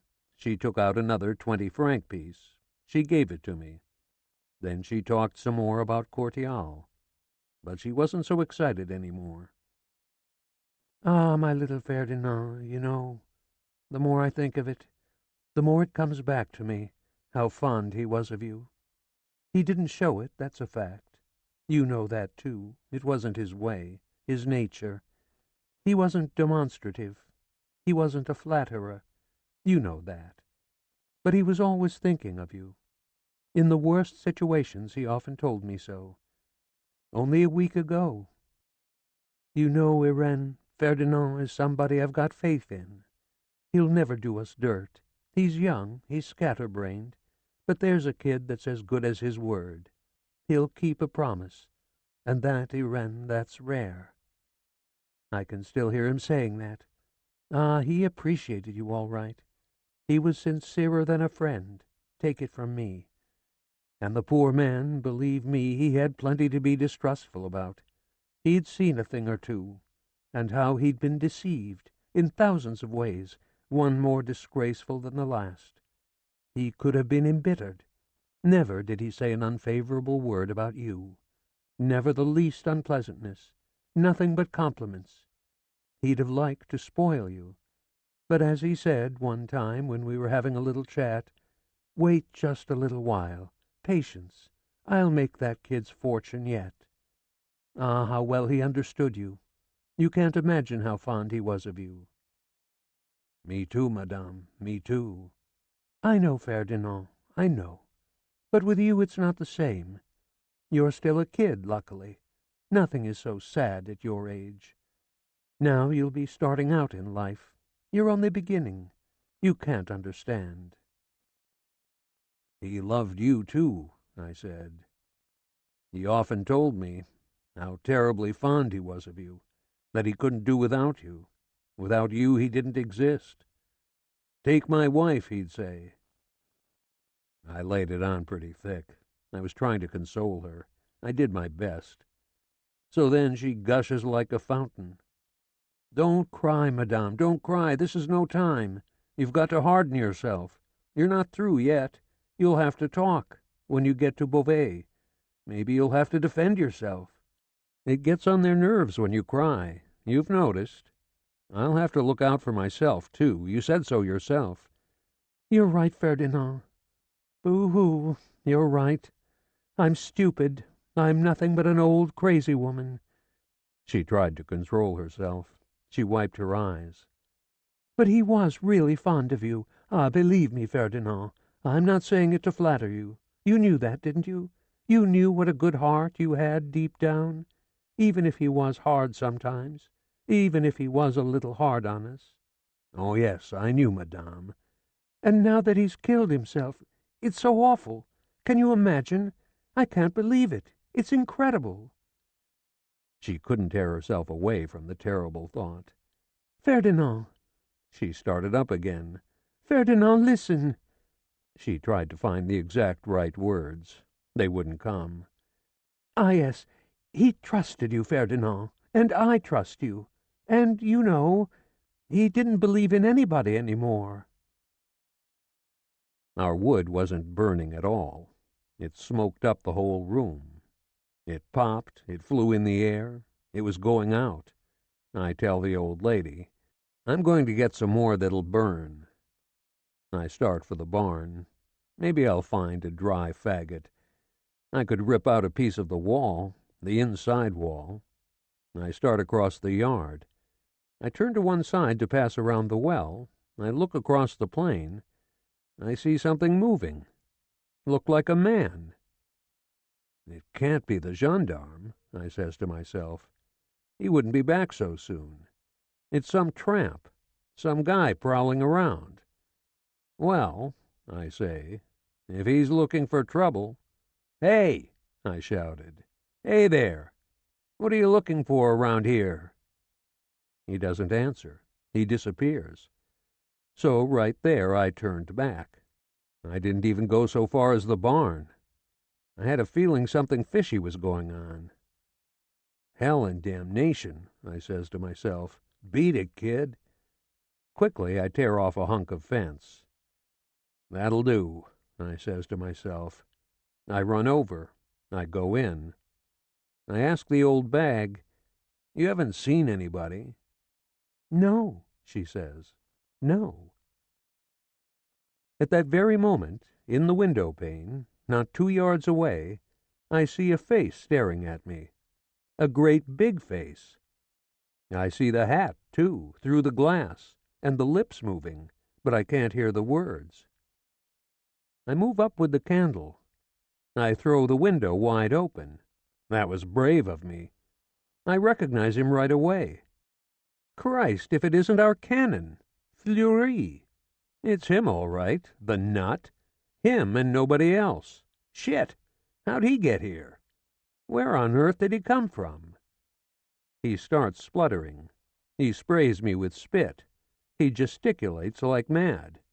He seems beside himself with joy to have found us, his friends, his brothers. He steps through the little window. There he is inside.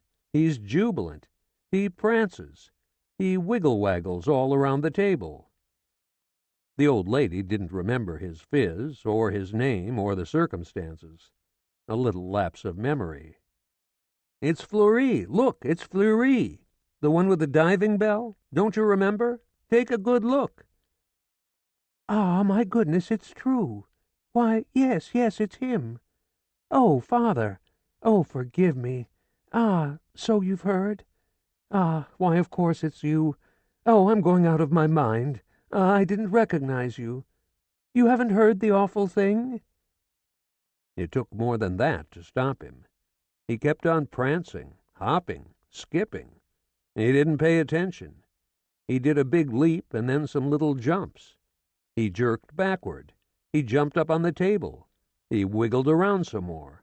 He jumped down. Bam! His cassock was all caked and armored with muck and cowflop, up to the armpits, up to the ears. Sure, it was him I'd seen out in the field just now. We'd both scared each other. My, was he harnessed! Some load he had on his back. A whole soldier's outfit, 2 musette bags, 2 canteens, 3 mess kits, and on top a hunting horn, an enormous, magnificent thing slung over his shoulder. The whole business clanked every time he moved, and he never stopped moving. What bothered him most was his hat. It slid down over his eyes, a big straw affair like a fisherman. And the guy had decorated himself, too, admirably. His whole soutane was full of orders and medals, and several legions of honor. They were all caked with muck, and a big heavy crucifix, an ivory Jesus dangling on a long chain. He was so wet, this fine canon of ours, he dripped all over the room. He was a walking watering can. His soutane was ripped from top to bottom and back. You could still see the briars. The old lady tried to make him stop moving. She wanted to convince him. She just had to. I motioned her not to work him up. Maybe he'd leave of his own accord. No use getting him excited. But she didn't want to understand. She was glad to see him again. She crowded him into corners, which made him growl like a wild animal. He backed plunk against the wall with his head down, ready to charge. He didn't listen to her. He pressed his fingers to his mouth. "Shh!" he went. He darted looks in all directions, and they weren't very friendly. This bozo was on the lam. "Didn't you know, Monsieur le Chanoine? I see you don't know. Oh, if you could only have seen. Oh, if you knew what's happened." "Hush, hush, Monsieur de Pereire." Now he was asking for him. "Where is he? Where's Monsieur de Pereire?" He grabbed her by the shoulders. He snorted into her face. A tic convulsed his whole mouth. It stayed twisted. Then in little spasms he relaxed. "I haven't got him, Father. Oh, no, I haven't got him. You really don't know? The poor man's not here. He's gone, poor soul. Come, come. Didn't they tell you?" "Hurry, hurry!" He shook her violently. "But gracious, he's dead.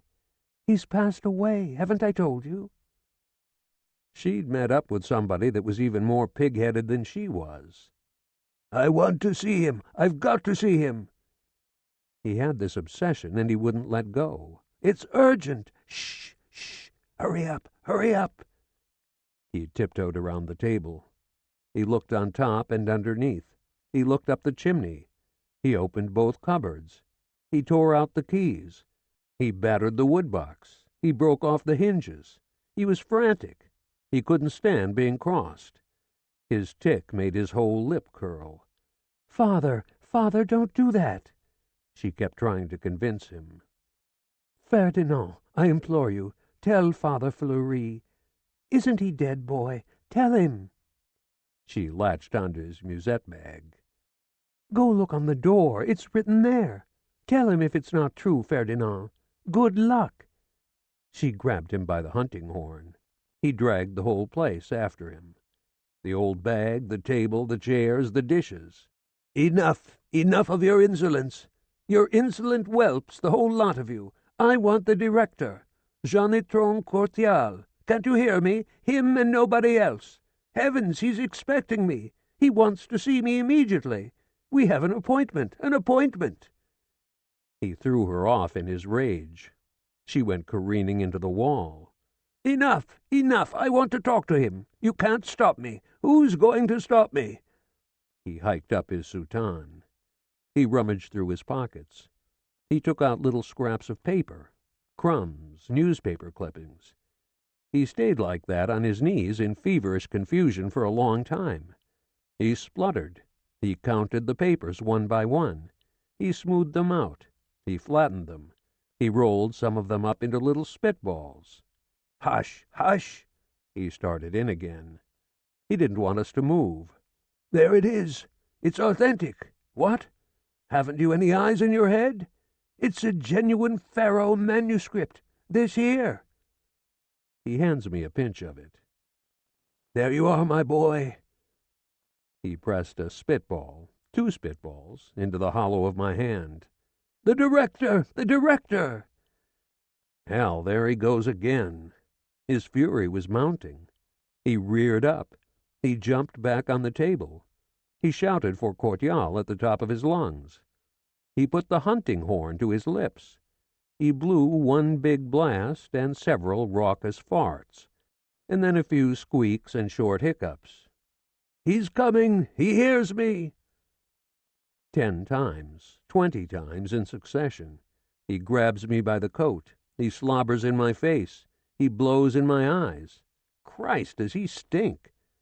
In gusts he tells me how he'd got there, how he'd got off at Vry-Contrever, the whistle stop on the narrow gauge line 12 miles from Blem.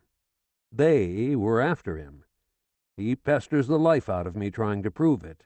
Hush, he says again. The powers. Yes, indeed. He goes back to the window. He looks out to see if they're coming. He hides behind the shutter, growling. He bounces out again. He scans the approaches. He pisses in the fireplace. He doesn't button his pants. He comes back to the blind. He must have seen the powers. He mulls. He grunts like a wild boar. Grr, grr, he goes. Never! Grr, grr, never! He turns on me. He shakes his fists in my face. He's certainly changed since the Palais Royal. How ferocious he's gotten to be. They must have given him scorpions to eat in the nut house. Hell, he's wild. He's been drinking vitriol. He never stops. He lunges in all directions. He bangs into the walls. He threatens. He challenges. The old lady and I have given up trying to say anything. We're licked. That loony padre is beginning to give me a pain. I wouldn't mind laying him out with a clout from behind. I catch sight of a nifty pole beside the window. We use it as a poker, with a big long tip and a nice cast-iron handle. That would settle his hash. We'd have another crime on our hands. I motion the old lady to get out of the way, just for a second, to stand against the wall. Shit, if only he'd shut up, so I wouldn't have to lay hands on him. Christ, what a rotten cocksucker. What an ugly, stupid bastard. Why can't the stinker pipe down? Why can't the screwball leave us alone?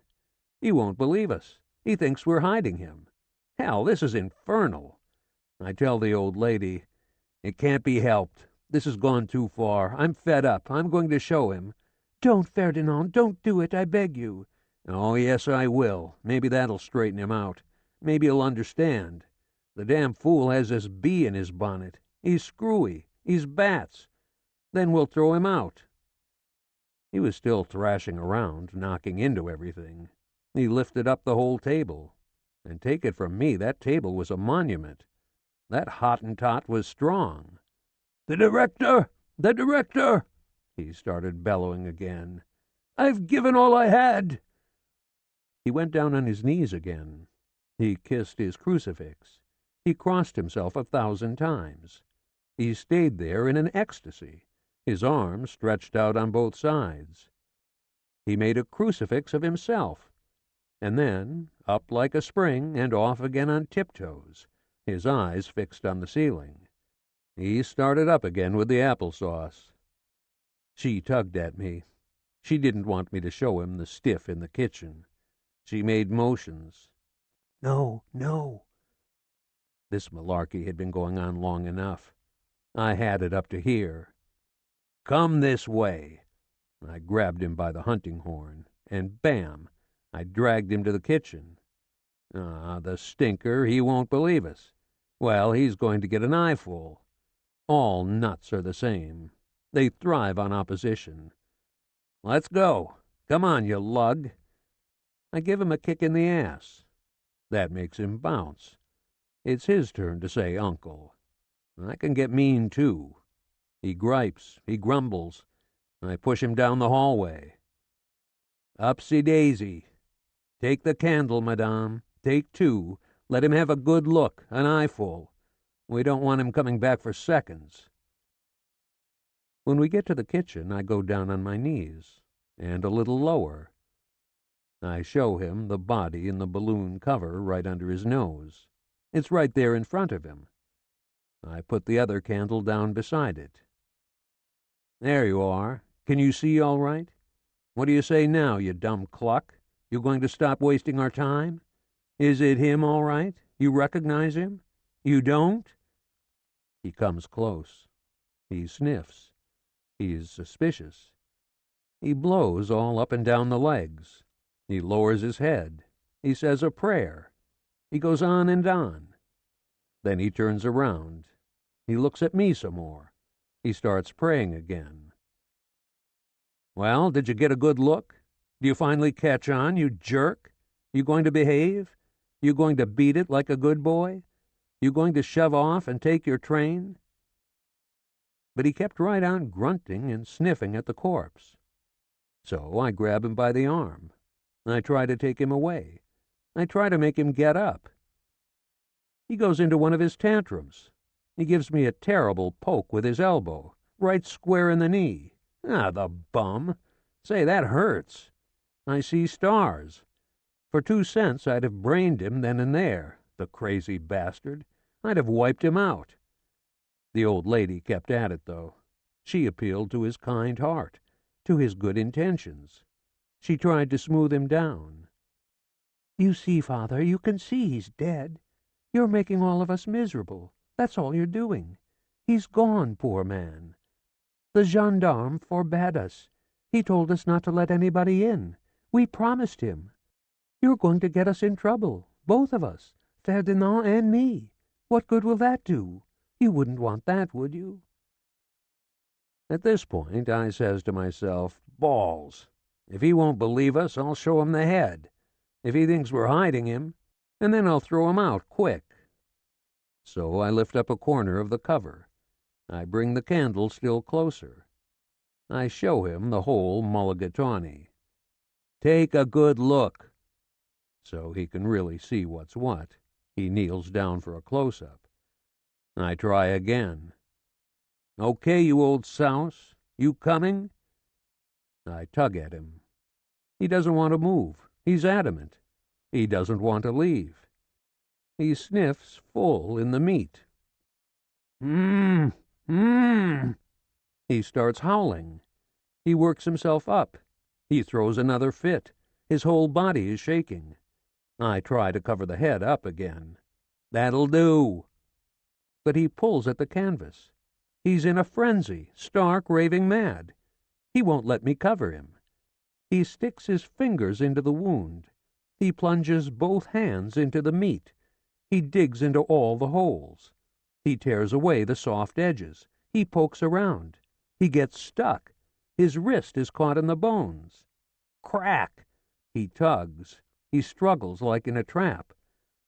Some kind of pouch bursts. The juice pours out. It gushes all over the place, all full of brains and blood, splashing. He manages to get his hand out. I get the sauce full in the face. I can't see a thing. I flail around. The candle's out. He's still yelling. I've got to stop him. I can't see him. I lose my head. I lunge at him. By dead reckoning, I hit him square.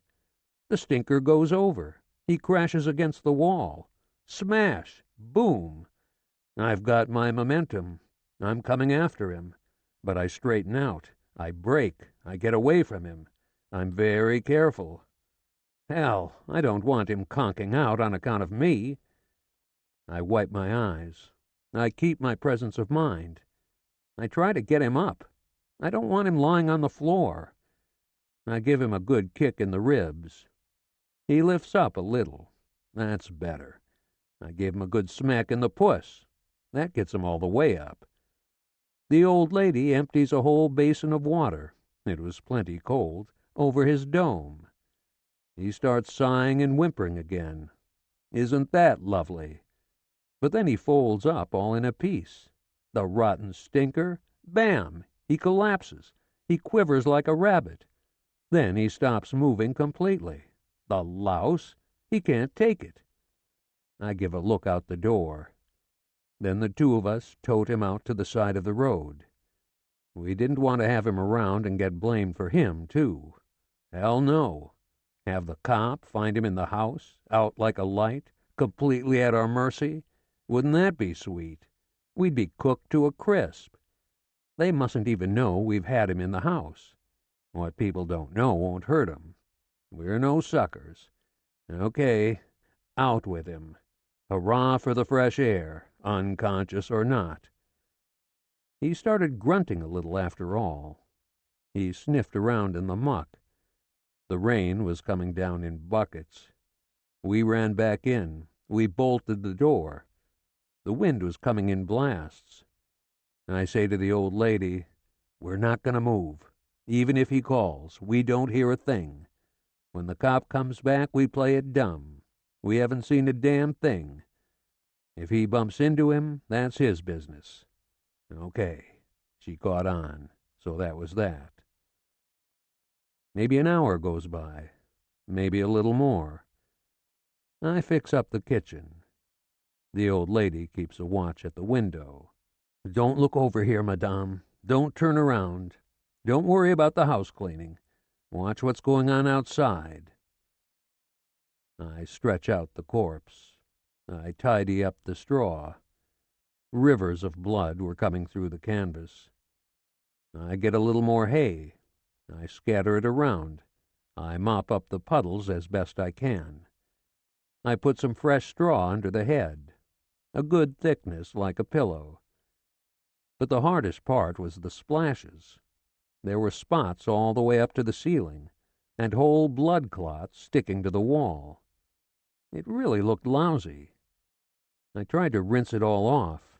I ran the sponge over it again, but the marks got worse each time.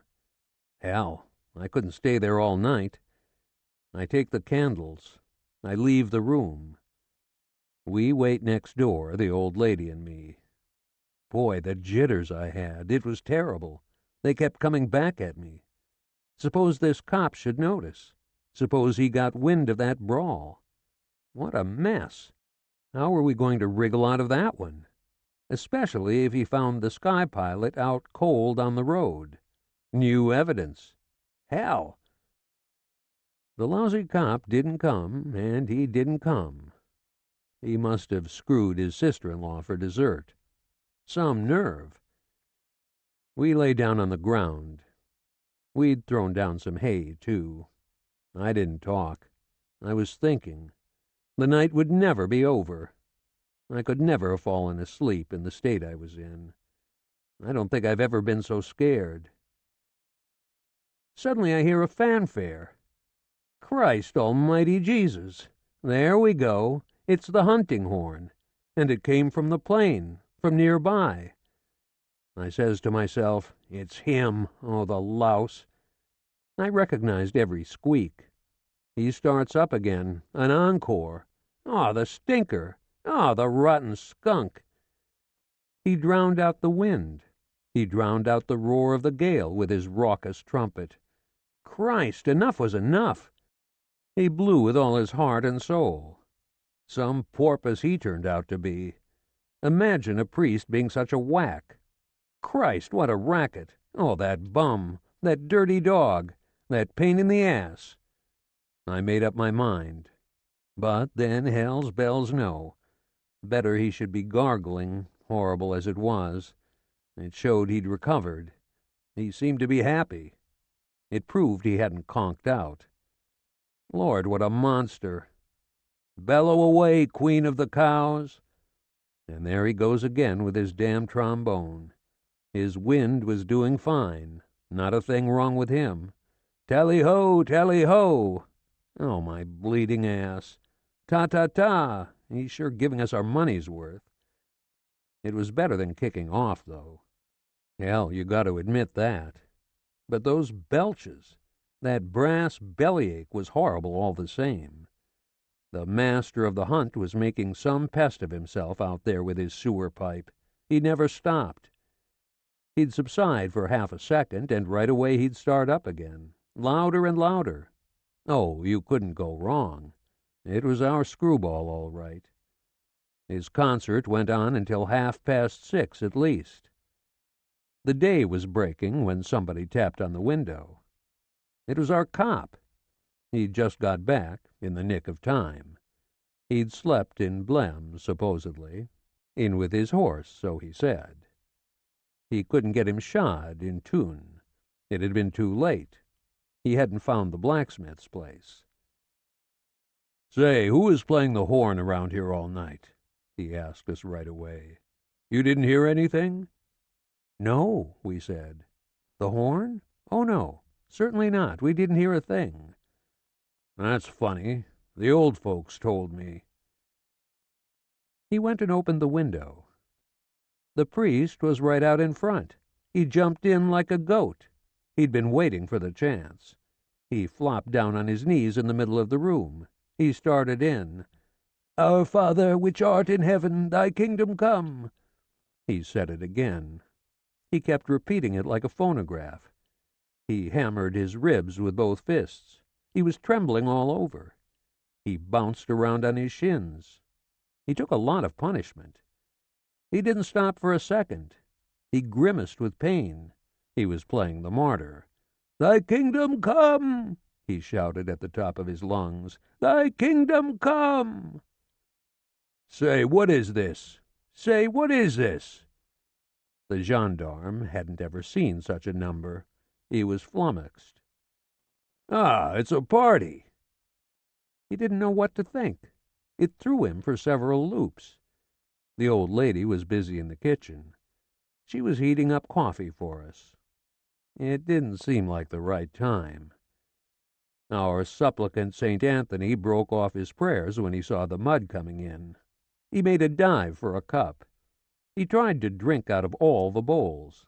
He was very active. He sucked the spout of the coffee pot. He burned his mouth. He puffed like a locomotive. The cop was in stitches. "My goodness, the man must be crazy. Why, he's not normal. That's a sure thing. Not that I give a damn. It's no skin off my ass. Nuts aren't in my line of duty. They're no business of mine. That's for the public welfare department. But I don't think he's a priest.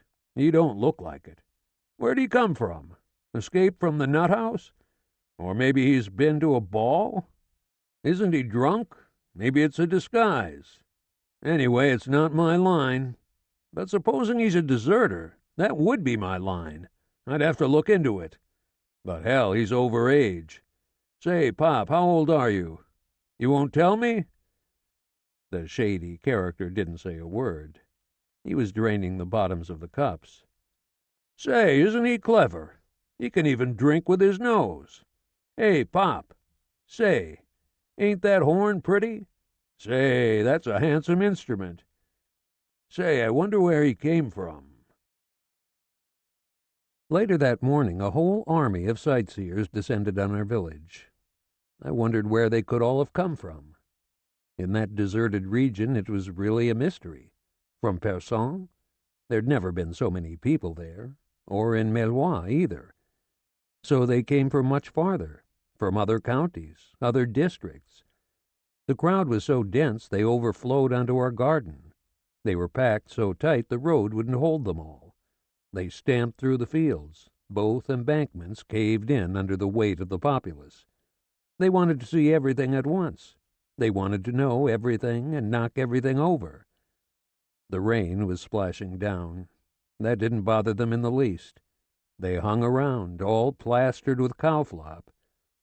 In the end, they invaded our yard. They gave off a raucous rumble. In the front row, right against our windows, there was a whole slew of grandmothers. What a sight! They fastened onto the shutters. There were maybe at least 50 of them. They croaked louder than anybody else. They fought among themselves with umbrellas. At last, the promised ambulance turned up. It was the very first time they'd risked it out of town. The driver tipped us off. The big hospital in Beauvais had just acquired it. Some breakdowns he'd had, 3 punctures in a row, 2 leaks in the gas line. Now he'd have to hurry to be back before nightfall. We slipped out the stretcher. Each of us took a shaft. There wasn't a second to be lost. The driver had another worry, too, that his motor would stall. He couldn't stop, not for a minute, not for a second. He had to keep it running even when the car was standing still. But that was dangerous, too, on account of the little flames that shot out when it backfired. We went in for Cortial. The mob rushed the doorways. They pushed so hard. They blocked the arch and the little hallway so thoroughly that even clouting them, even charging them with the cop, it was like going through a rolling mill. We came back quick with the stretcher. We slipped the shafts into the grooves made specially for the purpose. It went all the way back. It fitted perfectly. We drew the big curtains, black oilcloth. That was that. The peasants stopped talking. They took off their caps. The women, young ones, old ones, crossed themselves like mad, standing ankle-deep in the mud. The rain came down in buckets. They mumbled all their prayers. Lord, was it raining! The ambulance driver climbed up on his seat. He retarded the spark. Pip, pop, tap, pip, pop, tap, pip, pip. Terrible hiccups. The engine was wet. It snorted from every cylinder. Finally, it makes up its mind. It gives a jerk, another. He throws in the clutch. It moves a little way. When Canon Fleury sees the shebang leaving, he lights out. He does 100-yard dash. He bounds into the air. He jumps on the mudguard. We had to run after him and pull him off by main force. He fought like a lion. We locked him up in the barn. So far, so good. But once the motor had stalled, it didn't want to start again. We all had to push it up the hill to give it momentum. Then the new ambulance clanks down the slope, coughing and jerking and spluttering, almost 2 miles. Some sport. We went back to the farm. We sat down in the kitchen. We waited a while for the people to get bored and clear out. There was nothing more to see. That was a cinch. But they didn't budge. The ones without umbrellas settled down in the yard, in the middle shed. They'd brought their lunch. We closed our shutters. We looked through our stuff, the little we had left, to see if there was anything wearable we could take with us. Frankly, there wasn't much. The old lady found a shawl. Naturally, she still had her pants on. She always dressed like the rest of us. She hadn't a skirt to her name. As for food, there was still a bit of rind in the pickle jar, enough to make a meal for the mutt. We were taking him with us to the station. We fed him. Luckily, I found a little corduroy jacket in the back of the closet, a gamekeeper's rig with horn buttons. The kids had swiped it. They hadn't told anybody. Plus my overcoat, it would help to keep me warm. I still had my bicycling pants. The underwear department was non-existent, not even a shirt. When it came to shoes, mine were still holding out. I'd split them open some because they were too narrow, and patched them up with sandals underneath. That made them flexible but cold. The old lady had slippers stuffed into rubbers. She'd have trouble lasting out the trip. They kept all the water in. She bundled them up in old newspapers and string to make them like real boots so her feet wouldn't rattle around inside. Person was pretty far, and Beauvais was still farther. There was no hope of getting a ride. We ran a little more coffee through the grounds. Then we got together with a cop. He was going to escort us. He was holding his plug by the bridle that still hadn't been shod. The priest wanted to come too. I'd rather have ditched him, locked him in behind us. But he made a terrible racket the minute he thought he was alone. So there was no solution. Suppose we left him locked up in the house, and he wrecked the joint. Suppose that screwball escaped and climbed up on the roof. And suppose he fell off and broke 2 or 3 limbs. Well, who'd be on the spot? Who'd they accuse? Us again, naturally. Who'd get thrown in the clink? We would, beyond any shadow of a doubt. So I went and opened the door for him. He threw himself into my arms. He loved me madly. But we couldn't find the mutt. We wasted at least an hour looking for him. In the shed, in the barn. That flea bite wasn't anywhere. Finally he showed. We were ready to go. All those hay seeds waiting outside didn't say a thing when we left. They didn't say boo, not a word. We passed right under their noses. The ditches were full of them, hicks and more hicks. So we shot off down the road. Shot isn't exactly the word. We walked pretty gingerly. Only the lunatic ran. He gambled about, this way and that. The padre was curious about our itinerary. "Will we get to see Charlemagne?" he asked us in a loud voice. He didn't understand a word of our answers, but he didn't want to leave us. Shaking him was hopeless. Hiking set him up. He put his hunting horn to his lips. He blew a little tally-ho. And just as we were getting into town, he raced back and joined the main body. He ran like a zebra. We came to the first houses, on the way into Person, with the music going strong. The gendarme turned off to the left. That was the end of his assignment. We could shift for ourselves. He wasn't keen on our company. He wasn't going our way. We headed for the station. Right away we asked about the trains. The old lady's train for Beauvais was leaving in 10 minutes, an hour before the one to Paris. She'd have to cross over to the other platform. It was time to say goodbye. We didn't say anything much. We didn't make any promises. We kissed each other. "My goodness, Ferdinand, you're prickly." She meant my beard. That was a joke. She was being brave. That was pretty good in such a rotten situation. She didn't know where she was going. Neither did I, for that matter. We'd been sharing the bad luck for a long time now. This time it had really laid us out. That was pretty well to be expected. There wasn't much more to say. In the station, the padre was kind of scared right away. He shriveled up in a corner. Only he kept his eyes fastened on me. He just stared at me on the platform. The people around us wondered what on earth we were up to, especially him and his horn, the old bag in her pants, me and my coat done up with strings. They were afraid to come too close. Then the dame at the tobacco counter looked out and recognized us. "It's the nuts from Blem," she sang out. They kind of panicked. The Beauvais train pulled in, luckily. It made for a diversion. The old honey bun hightailed it. She climbed in on the wrong side.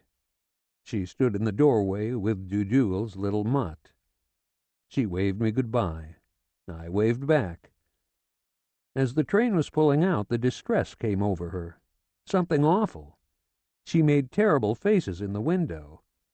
She went, rah, rah, like her throat was being cut, like some kind of animal. Ferdinand, Ferdinand, she hollered across the tracks, over all the racket. The train beat it into the tunnel. We never saw each other again, the old lady and I. I found out much later that she died in Salonika. They told me in the Val de Grace military hospital in 1916. She'd gone out there as a nurse on a troop transport. She died of some kind of epidemic.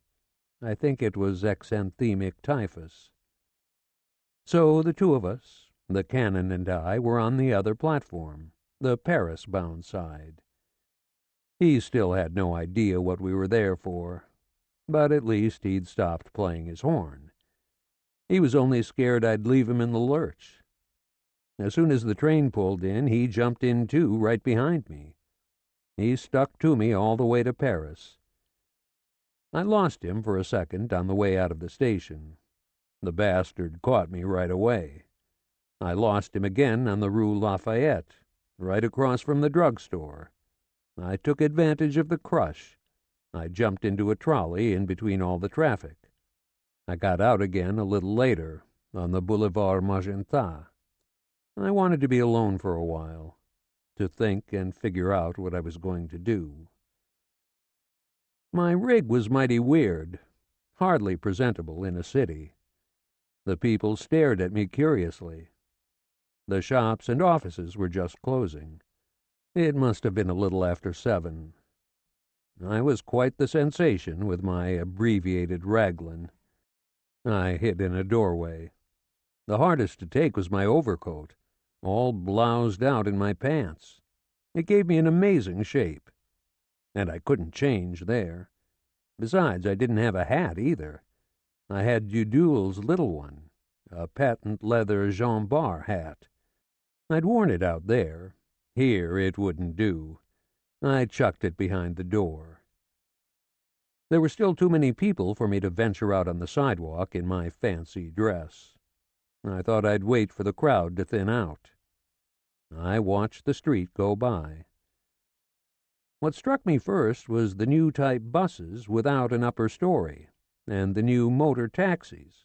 There were more of them than hansom cabs. They made a terrible ruckus. I wasn't used to heavy traffic anymore. It made my head spin. I was kind of sick to my stomach, too. I bought a croissant and a bar of chocolate. It was time to eat. I put them in my pocket. The air always seems muggy when you get back from the country. It's the wind you miss. And then I began to wonder if I'd go home to the Passage. And would I go directly? Supposing the bulls came looking for me. Maybe the Lisp would send them. Farther up the Boulevard Magenta, I ran into the Rue Lafayette. If I took it, it wouldn't be very complicated. Rue Richelieu, the Stock Exchange. I only had to follow the lights. Oh, I knew the way all right. But if I turned right, I'd end up at the Châtelet, the bird vendors, the Quai aux Fleurs, the Odeon.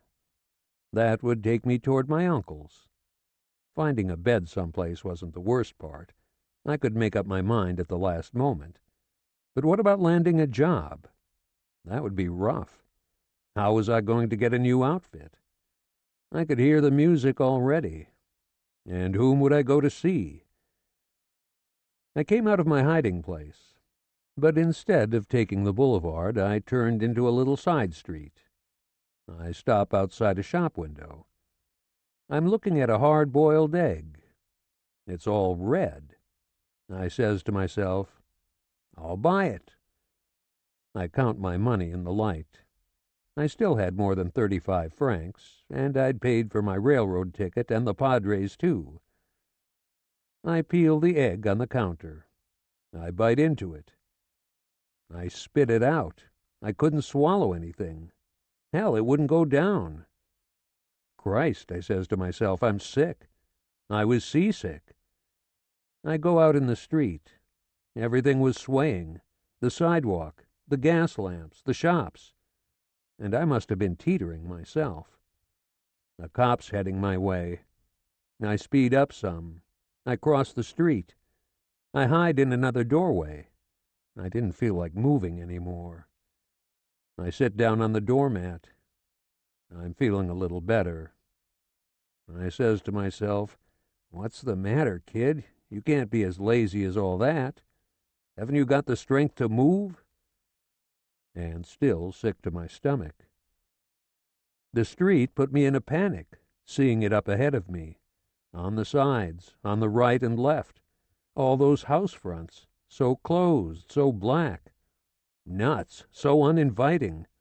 It was even worse than Blem. Not even a turnip to nibble on. I had the heebie-jeebies all over, especially in my stomach. And my head, I wanted to vomit. Damn, I couldn't move at all. I was stuck to the house front, with my back to the wall like that, no kidding. I had a good chance to remember how the poor old lady had knocked herself out, keeping us all, body and soul, together. You can hardly imagine. Hell, now I was all alone. Honorine was gone. Balls! She was a good old battle axe. She had guts. She'd really struggled for us. We were all fucked now. I was sure I'd never see her again. Positive. It hit me all of a sudden. It made me feel awful. I was sick to my stomach again. I found another doormat. I threw up in the gutter. The passers-by were noticing. I had to beat it. Anyway, I had to move on. I stopped again at the end of the Rue Saint-Denis. I couldn't go any further. I found a niche where I couldn't be seen at all. I felt better once I was sitting down. It was walking that turned my stomach. When I began to feel dizzy, I looked up in the air. It relieved my nausea to look up. The sky was very clear. I think I've never seen it so plainly. I was astonished that evening to see it so cloudless. I recognized all the stars. Well, pretty near all of them. I knew all the names. The old clown had pestered me enough with his trajectory orbits. Funny how I'd remembered them. I hadn't made much of an effort, I've got to admit. Calliope and Andromeda. They were right there on the Rue Saint-Denis, right over the roof across the street. A little further right, the Wagoner, that kind of blinks in the direction of Libra. I knew them all right. It's a little harder to get Ophiuchus straight. You could easily mistake it for Mercury, except for the asteroid. That's a neat trick. But you pretty near always get the Cradle and Berenice mixed up. Peleus is a hard one to pick out. That night you couldn't miss it. That was Peleus to a T, north of Bacchus. A near-sighted ape could have found it. Even the great nebula of Orion was clear as day. Between the Triangle and Ariadne, you couldn't go wrong. A unique, exceptional opportunity. In Blem, we'd only seen Orion once all year, and we'd looked for it every night. Kid's spyglass would have been mighty glad of the chance to observe it so distinctly. He was always going on about it. He'd published a guide about the asteroidal references. There was even a whole chapter about the nebula of Antiope. It was really a surprise to be seeing it in Paris, where the sky is famous for being so smutty and opaque. I could hear Cordial raving about it. I could hear him gassing away beside me on a bench. "You see, my boy, the one that trembles? That's not even a planet. It's a fake. It's not even a point of reference, not even an asteroid. It's nothing but a vagabond. See what I mean? So watch your step. A vagabond. Wait another 2 million years. Maybe then it will give off a profuse light. Maybe then you'll be able to get a picture. Right now it's a phony, and you'll ruin your whole plate. That's all the good it'll do you. And those vaporids are deceptive, my boy. It's not even a periodic comet. Don't let them fool you, Antonio. The stars are a lot of floozies. Look before you leap. There are no little white elves. Watch your dynameter. 1/4 of a second's exposure. 1/4 tenth and your film is shot. Oh, they're fierce. They're incorrigible. What's your step, Lolita? They don't give plates away at the flea market. Not by a long shot, my dear Bishop. I could hear all the old blarney. Once you've looked at a thing, you ought to remember it forever. Don't force your intelligence. It's reason that gums everything up. Give your instinct a chance. Once it gets a good look, the game is won. It'll never deceive you. My reason had taken a powder. All I had left was blotting paper in my legs. I kept on walking, though. And then I found another bench. I crumpled against the back. It wasn't exactly warm anymore. It seemed to me that the old boy was there on the other end, turning his back to me. I was seeing things. I shot the shit in his place, his exact own words. I wanted to hear him talk, to remember everything he'd said. He was in front of me on the pavement. Ferdinand, Ferdinand, ingenuity is man. Don't waste yourself on low thoughts. He told me all his fairy tales, and I remembered them all together. I was talking out loud. The people stopped to listen. They must have thought I was drunk. So then I shut my trap. But it stirred me up just the same. My dome was all full of it. Those memories really had a hold on me. I couldn't believe the old clothespin was dead. And yet I could see him with his head all marmalade, the meat still twitching, and messing all over the road. Hell! And the farm at the bottom of the hill, and that Arton bitch and her kid, and the trowel, and the wheelbarrow, and me and the old lady wheeling him down the road. Ah, the bastard, he wouldn't let go. He went bouncing through my memory. I thought of all those things. The insurrection bar, formerly, the commissaire on the Rue des Bons Enfants, his cockeyed rays, and all those putrid potatoes. It was stinking when you think of it, the way that bastard lied to us. And now he was starting in again. He was right there in front of me, next to the bench. His meat smell was there. My nose was full of it. That's the presence of death for you, when you do their talking for them. All of a sudden I stood up.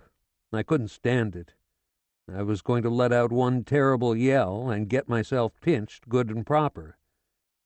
I lifted up my eyes so as not to see the house fronts. They made me too sad. I saw his face too much on the walls, behind all the window panes, in the darkness. Up there Orion had disappeared. I'd lost my landmark in the clouds. But I managed to find Andromeda. I kept looking. I looked for Calliope, the one that blinks at the dipper. Naturally, I got dizzy. I started walking again anyway. I went down the Grand Boulevard. I came back to Porte Saint-Martin. I was dead on my feet. I was zigzagging. I knew it myself. I was scared pink of the cops. They thought I was tight, too. In front of the clock at the Negre, I went psst, psst to a cab. He took me in. "To Uncle Edouard's," I said. "Uncle Edouard? Where's that?" "Rue de la Convention, 14.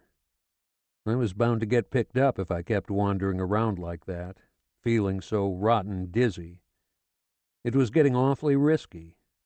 If the cops had questioned me, I was all mixed up in the first place. I'd never know what to say. The ride in the cab did me good. It really picked me up a little. Uncle Edouard was home. He didn't seem very surprised. He was glad to see me. I sit down at his table. I take off my coat. I only had the little corduroy jacket under it. "That's some rig," he remarked. He asked me if I'd had dinner. No, I'm not hungry, I said. So you've lost your appetite? He went right on talking. He told me all about himself. He had his troubles. He'd just come back from Belgium. He'd been in a terrible mess. He'd finally unloaded his little extra collapsible pump on a manufacturing combine. The terms weren't so hot. He was damn sick of lawsuits and claims in connection with the multiple and reversible patents. He was fed up. He didn't go for lawyers and headaches. With this little spot of cash, he was going to buy some simple, straightforward business, something in the mechanical line, a going concern, repairing small cars, second-hand jalopies. That's always a profitable deal. In addition, he'd take back his customers' lamps and horns. That was down his alley. He'd modernize them. There's always a demand for little nickel and copper accessories. All you've got to do is keep up with the styles. You fix them up, and then you find a customer good for a 300% profit. That's business for you. He wasn't worrying. He knew all the tricks. If he hadn't quite made up his mind, it was on account of the premises. He still wanted to think it over. The lease wasn't very clear. They were asking plenty for the goodwill. He smelled a slight rat. They weren't giving the equipment away either. He was letting the negotiations drag out. He'd learned his lesson. He'd almost bought into some kind of company that was building a regular factory for body accessories, not 100 yards from the Porte de Vanvay. Nothing had come of it. They'd been screwing him in the contract. At the last moment, he'd got cold feet. He hadn't trusted his partners. And he hadn't been wrong. He always stopped to think. It was too good to be honest. Pretty near 47%. Hell, they had to be bandits. He didn't regret it much. He'd have been taken sure as shit with those kind of gangsters. So anyway, he spilled his story. He told me everything that had happened in his business from the time we'd gone to Blem to the present moment. Then it was my turn. I started off very slowly. He listened all the way. My Lord. Well, kid, say, that's rough. He was flabbergasted. Say, that's unbelievable. Say, it's no wonder you're skinny as a rail. Say, you've been through the mill. Hell, that'll teach you. You see, kid, that's how it is in the country. If you come from Paris, you'd better stay there. I've often been offered little agencies, garages and stuff in the sticks. It sounds good, selling bicycles, tires, and so on. Your own master, free as the air. That's the old oil. They never took me in. Never, believe you me. All those country rackets, you got to know what you're doing. You've got to be born in their sticky ways. You go out there to the woods, as innocent as the day you were born. Imagine you're raring to go. They take you the minute you get off the train. You're a sitting duck and no two ways about it. Everybody fleeces you. They have the time of their lives. You're sunk. Profits? Don't make me laugh. Not a sou. They screw you all along the line. How are you going to stop them? You're lost before you start. You've got to learn their ways with your mother's milk. Then you're all right. Otherwise, you're a sucker from the word go. How can you expect to succeed? You don't learn those things overnight. Artichokes aren't invented. You haven't a chance in 10,000. And hell, the way you went about it, with centrifugal farming, that's a hot one. You were looking for trouble. Naturally, you got screwed. What would you expect? But say, kid, are you skinny? It's incredible. Do you like tapioca soup? He rummaged around the kitchen. It must have been at least 9 o'clock. You've got to build yourself up. Here you're going to eat, I can promise you that. You're going to put it away. No two ways about it." He took another look at me. The cut of my jacket made him smile a little, and my combination pants, with the string seat. "You can't run around in rags. I'll go get you a pair of pants. Wait a second. I'll find something." He went to the next room and brought me a whole suit out of his closet with the sliding door, in perfect condition, and a bearskin coat, big and shaggy. "You can wear these for the time being." He also gave me a cap with flaps and a suit of flannel underwear. I was all set up. "So you're not hungry? Not at all?" I couldn't have eaten a thing. I felt sick. There was something mean going on inside me. My bowels were all gurgling. No kidding, I was in bad shape. "What's the matter, kid?" I was beginning to worry him. "Nothing. Nothing at all." I was trying to keep hold of myself. "Have you caught cold? Say, you must have the grip." "Oh, no, I don't think so," I said. "But if you feel like it, Uncle, when you're through eating, maybe we could take a little walk." "You think that would make you feel better?" "Oh, yes, Uncle. Yes, I think so." "Do you feel sick to your stomach?" "Yes, just a little, Uncle." "Say, that's a good idea. Let's go right away. I'll eat later. I'm a little like your mother, you know. Subito, presto, don't put things off." He didn't finish his supper. We strolled very slowly to the cafe on the corner. He sat us down on the terrace and ordered mint tea for me. He talked about one thing and another. I asked him for news. Had he seen my parents? "As I was leaving for Belgium, that was 2 months ago yesterday, I dropped in at the Passage. I haven't seen them since. They were really racking their brains over your letters. They studied them word for word. They couldn't figure out what had become of you. Your mother wanted to go see right away. I dissuaded her. I told her I had news. I said you were getting along fine, but you didn't have a minute to spare on account of the sewing. Anyway, a lot of blarney. She postponed her trip. Your father was still sick. He was absent from the office several days in succession this winter.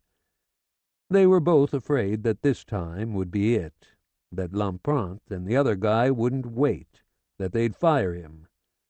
But in the end they took him back. But they docked him in full for the time of his absence. Imagine, for illness.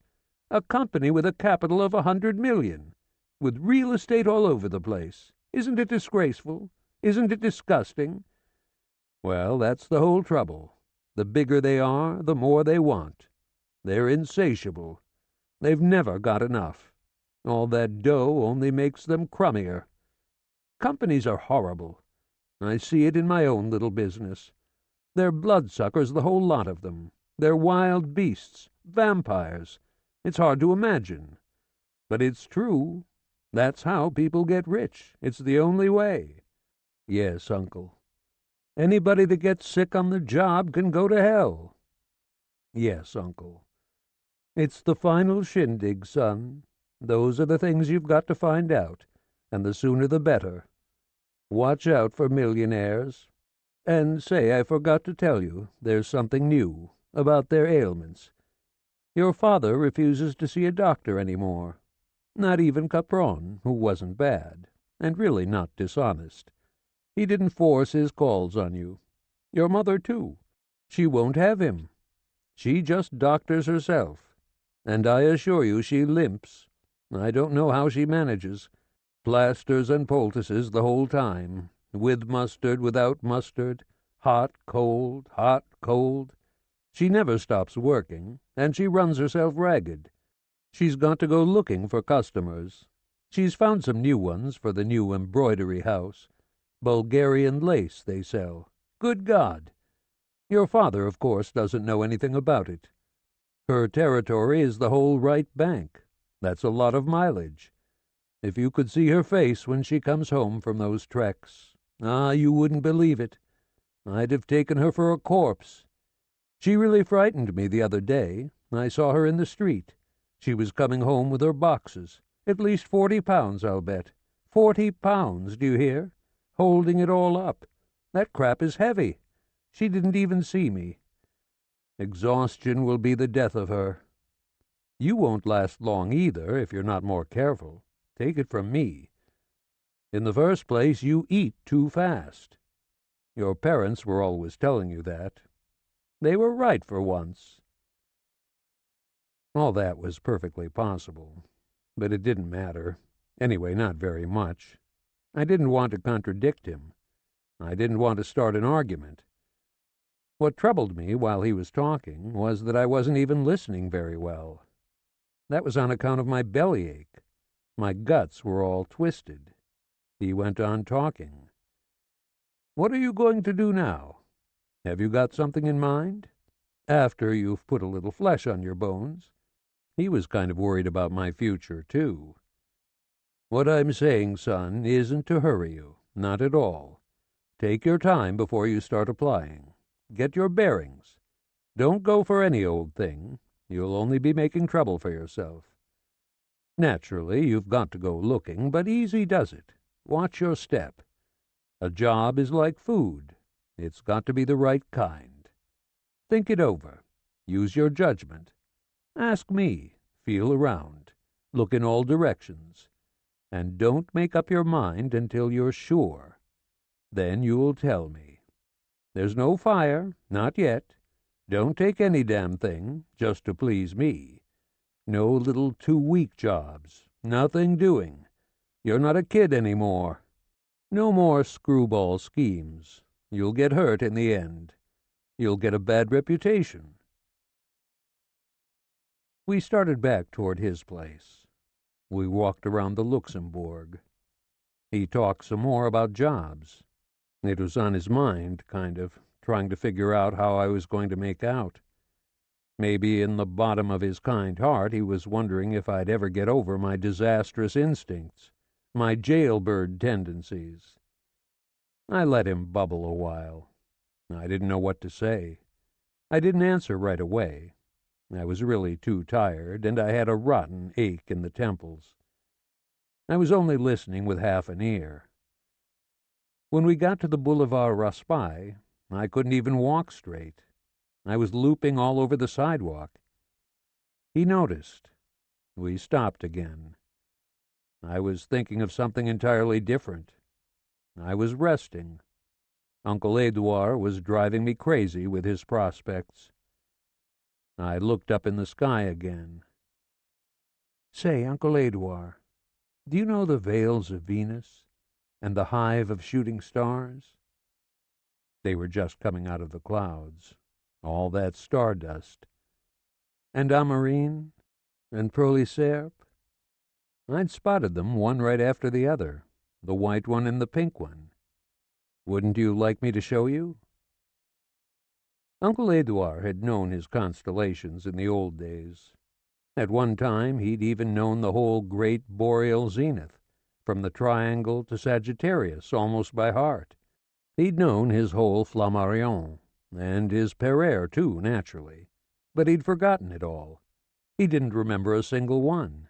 He couldn't even find Libra. Ah, my poor boy, I've lost my eyesight. I'll take your word for it.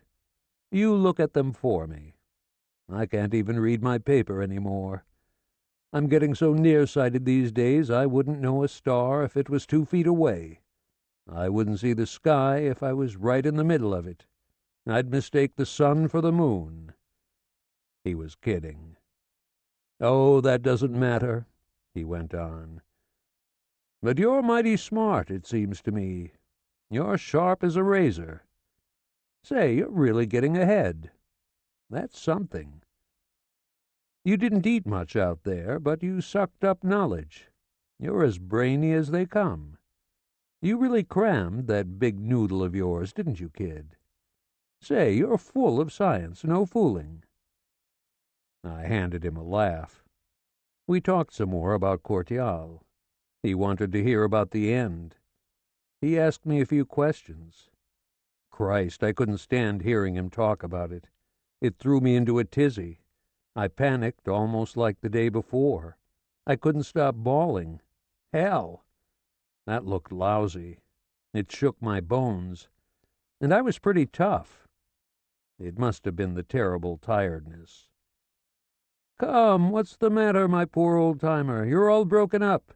Come now, don't take it so hard. All that stuff about a job was just to be saying something. I wasn't serious. Why should you be? You wouldn't let that kind of flumdiddle throw you. You know me well enough. Don't you trust your uncle? I wasn't saying that to get rid of you.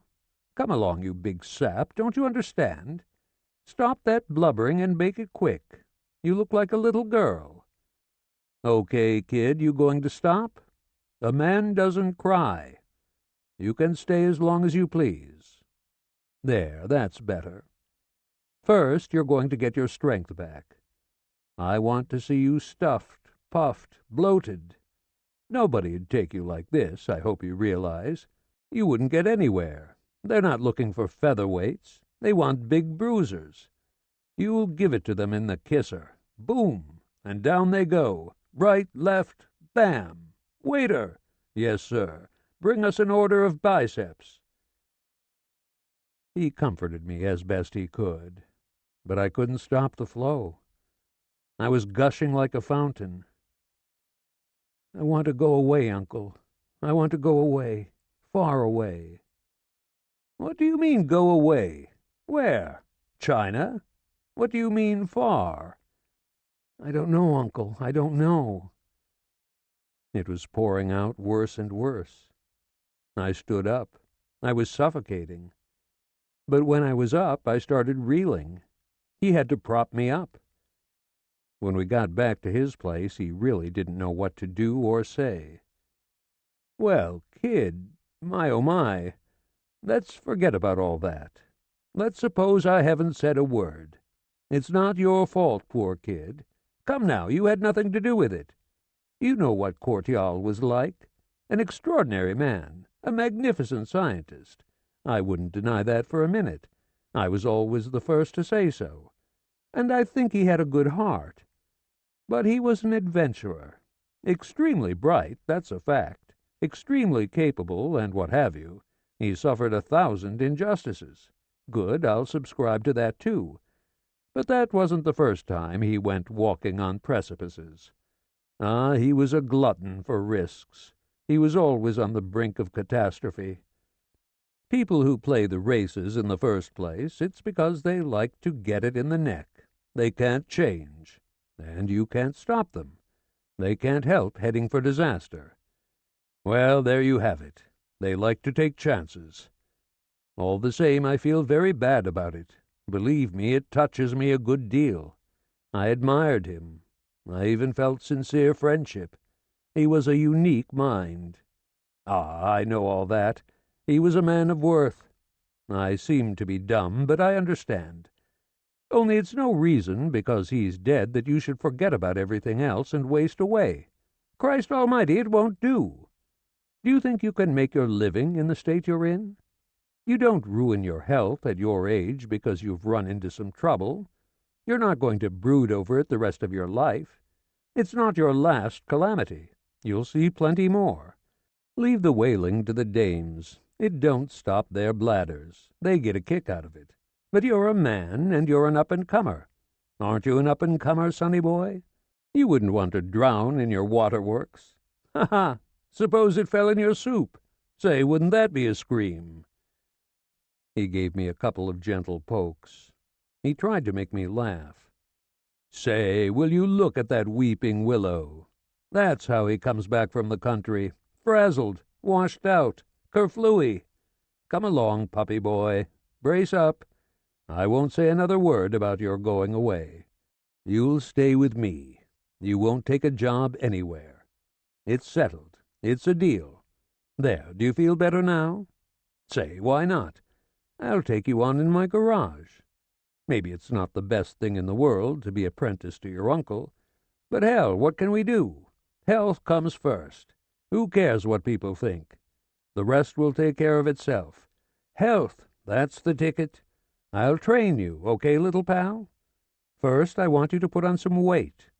Oh, I know, it kills you to go looking for jobs.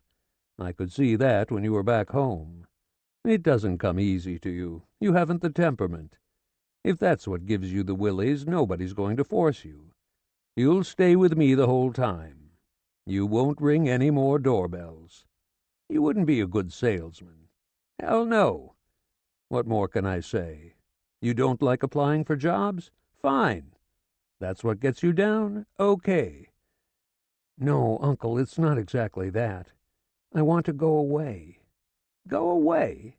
Go away. Where to? That's eating you, isn't it, little chickadee? I don't get it. You want to go back to the sticks? You want to grow carrots? Oh, no, Uncle, not that. I'd like to enlist. Where'd you get that idea all of a sudden? Say, that's a corker. Enlist? Where? Why? There's plenty of time for that, son. You'll go with your age group. What's the hurry? The military vocation, is that it? Say, that's a good one. He scrutinized me. He found me very odd. He examined me carefully.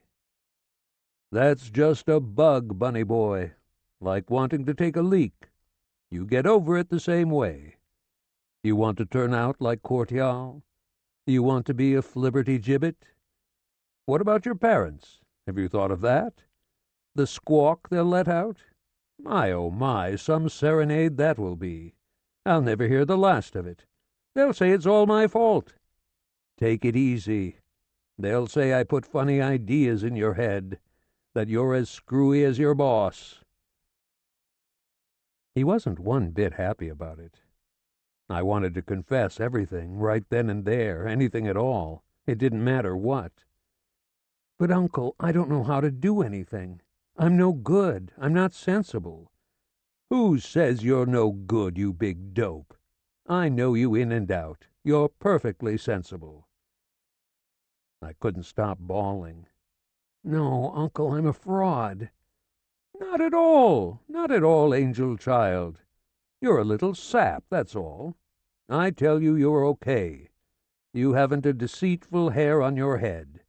You're just an all-around sucker.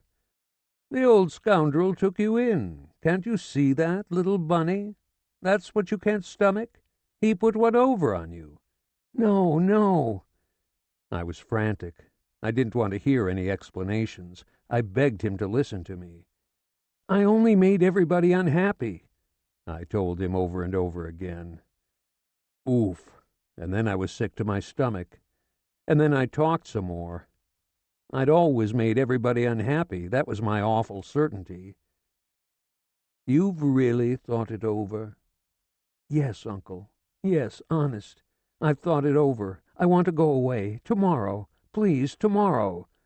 Come, come. The house isn't on fire. I won't have it. Rest up a while. You can't go away just like that, on the spur of the moment. You won't be signing up for one day. It's for 3 years, friend. 1,085 days, not to mention the time you have to make up. Yes, Uncle. Come, you're not a bad boy. Nobody's trying to get rid of you. Nobody's accusing you of anything. You're not so badly off here, are you? I've never mistreated you, have I? No, it's me, Uncle. I'm bad. I'm no good. You don't realize, Uncle. You just don't realize. Here we go again. Why, you're nuts working yourself up like that, you poor little devil. You're going to make yourself really sick. I can't stand it, Uncle. I can't stand it. I'm old enough, Uncle. I've got to go away. I'll go tomorrow, all right? Not tomorrow, pal, not tomorrow. Right away, sure, right away. He was getting excited. Christ, how stubborn can you be? You're going to wait 2 weeks, or a month for that matter. 2 weeks to please me. We'll see. Anyway, they wouldn't take you the way you are now. I can guarantee that in advance. You'd scare the medics. First, you've got to build yourself up. That's the main thing. They'd throw you out like a leper. What's the matter with you? You think they enlist skeletons? You'll have to put on a few pounds. At least 20, see? I know what I'm saying. 20 for a starter, or else, vamoose. You want to go to war? Say, you'd blow away. Who's sent me this soldier who's as skinny as a rail? Come on, we'll see about it later. Come along, little matchstick. Button up those moans. Well, anyway, they won't be bored. They'll have a good laugh at the recruiting station when you come in all skin and bones. And on guard duty. They'll split a gut. Hi, Private Crybaby. Wouldn't you rather be in the engineers? What branch are you going to enlist in, anyway? You don't know yet? Well, you'd better make up your mind. It was all the same to me. I don't know, Uncle. You don't know? You never know anything. I like you fine, Uncle, but I can't stay. I just can't. You're mighty good to me. I don't deserve it, Uncle. I don't deserve it. Why don't you deserve it? Speak up, you little dope. I don't know, Uncle. I make you unhappy, too. I want to go away. I want to enlist tomorrow. Oh, all right, then it's settled. Shake on it. I agree. Okay. But that still doesn't tell us what regiment you've picked. All I can say is you'd better hurry. He was making fun of me. You wouldn't want to join the foot-sloggers. You don't favor the Queen of Battles? No? Well, I can understand that. You'd rather not carry anything, those 65 pounds. That doesn't appeal to you, does it, Daisy boy? You'd rather be carried. Take cover, damn it. You're not in the mood? Under that manure pile over there on the left. And the parades. Hop hoop hip haw. And don't you care for our lovely maneuvers? How about it, my bully boy? Take advantage of the terrain. You ought to be good at that. You've seen plenty of terrain. You know what it's like. The leaks, and all the muck around them. How about it? But you preferred the stars. Ah, so you're changing your mind? It didn't take you very long. Maybe you'd like to be an astronomer. Good. You'll join the first telescopes, moon regiment. No? You don't go for anything I offer. Say, you're hard to please. I can see you'd rather be in infantry after all. Are you a good hiker? Boy, will you have blisters. Them boots are heavy in my pack, them boots. Or would you rather have boils on your ass? Okay, make it the cavalry. Extended order, that's the stuff. Or how about the mountain boys? There's a drop to drink up yonder, there's a drop to drink. He made a bugle with his mouth. Ta-ra-ta-ta-ta, ta-ta-ta. Oh, don't do that, Uncle, don't. It reminded me of that character. How sensitive you are, you poor lummox. What would you do in one of those nasty battles? Wait. You haven't really thought it over. Stay where you are. You can spare another 5 minutes. Stay with me a little while longer. Maybe 2-3 weeks, until you begin to see what's what. Say, why not a month? No, Uncle, I'd rather go right away. Good Lord, you're just like your mother. Once you get a bee in your bonnet. Hell, I'm just about out of ideas. How about the cuirassiers? A big fatso like you wouldn't look bad on a horse. They won't even be able to see you under your breastplate. You'll be the regimental ghost. Say, a lance couldn't even hit you. Good deal. Say, that's a marvelous idea. But even so, you'd have to put on weight. There's not even enough of you for a ghost.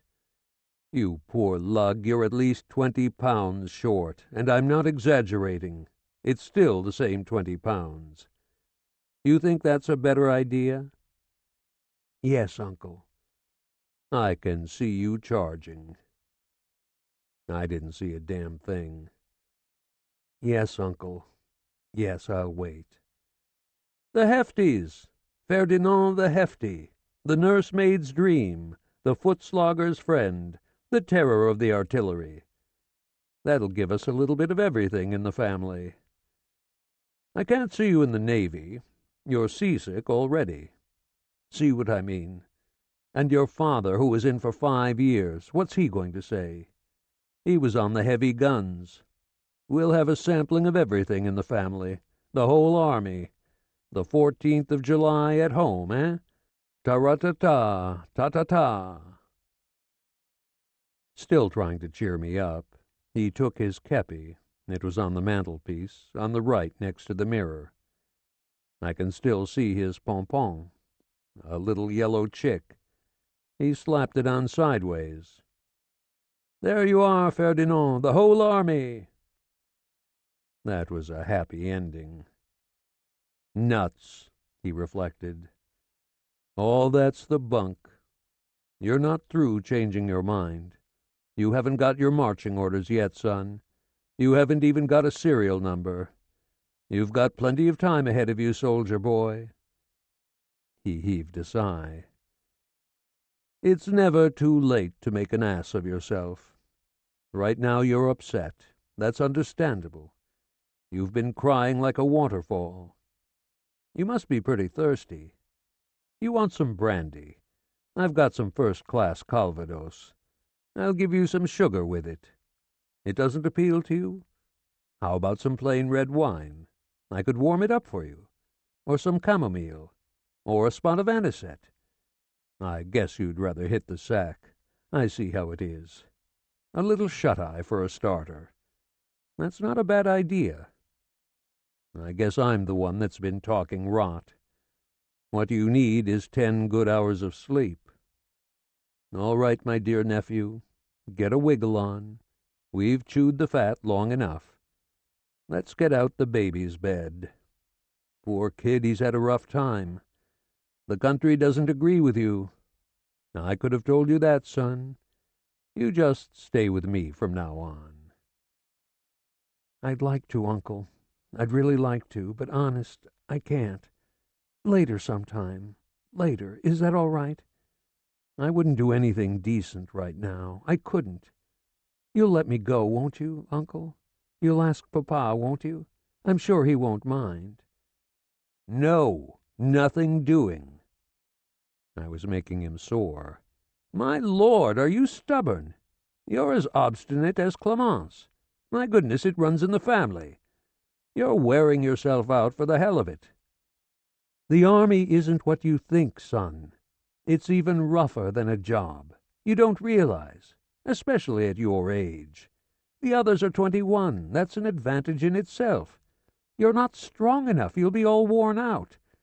I know, Uncle, but it's the best I should try. Say, you're plumb crazy. Come along now. We're going to bed. You're talking a lot of hot air now. We'll think about it some more tomorrow. In my opinion, you're all in. This idea of yours is like a fever. You're raving, and I've had enough of it. Say, they've really cut you down with their pruning hooks. It was high time you came home. Those farmers have really fixed you. It's the payoff, and now you're off your rocker. Well, my boy, I'm going to patch you up. And you're going to put it away. I'm warning you right now. Every day, starches, butter, and meat, and the best quality. No measly chops. And chocolate every morning. And cod-liver oil by the glassful. Don't worry, I know how it's done. No more empty plates and wind dumplings. That's right, puppy child. No more starvation. And now upsy-daisy to bed with you. That's all a lot of rot. You're just upset. That's my private opinion. You're all inside out. At your age, it doesn't take long to get over that. You just have to stop thinking about it. Think of something else. And eat enough for 4, for 36.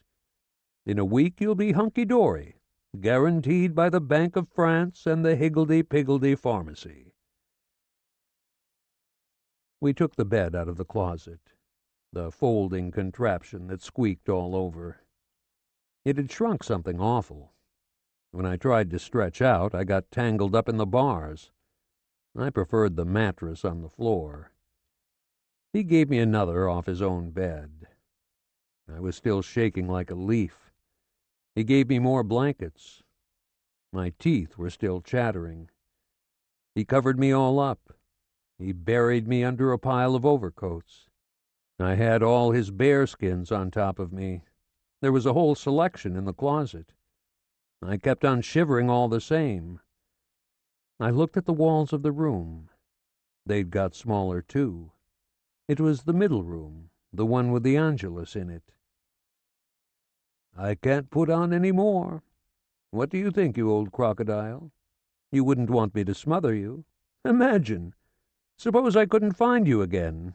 Wouldn't that be a fine kettle of fish?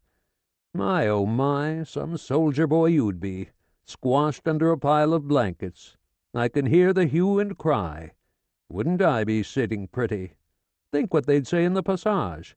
My goodness, the dear child, the little treasure. And me trying to explain. Squashed in his own juice, the little devil. Squish. Absolutely. My, oh my, what a mess. Stop it, Emperor, I've had enough. I spasmed, trying to laugh with him.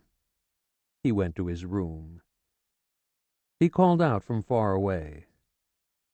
Listen, I'm leaving my door open. If you need anything, don't be afraid to sing out. It's no disgrace to be sick. I'll come right away. If you get the runs, do you know where the can is? The little hallway on the left.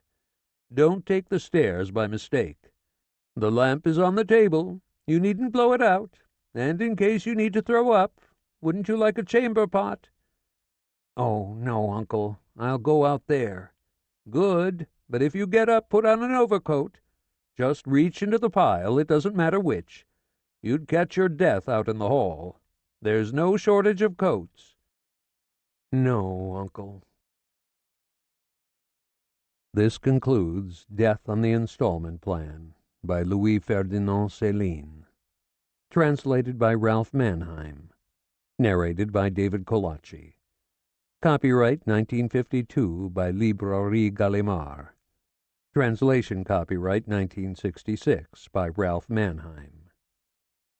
This unabridged audiobook is published by arrangement with New Directions Publishing Corporation and was produced in the year 2019 by Tantor Media, Incorporated, a division of Recorded Books, which holds the copyright thereto.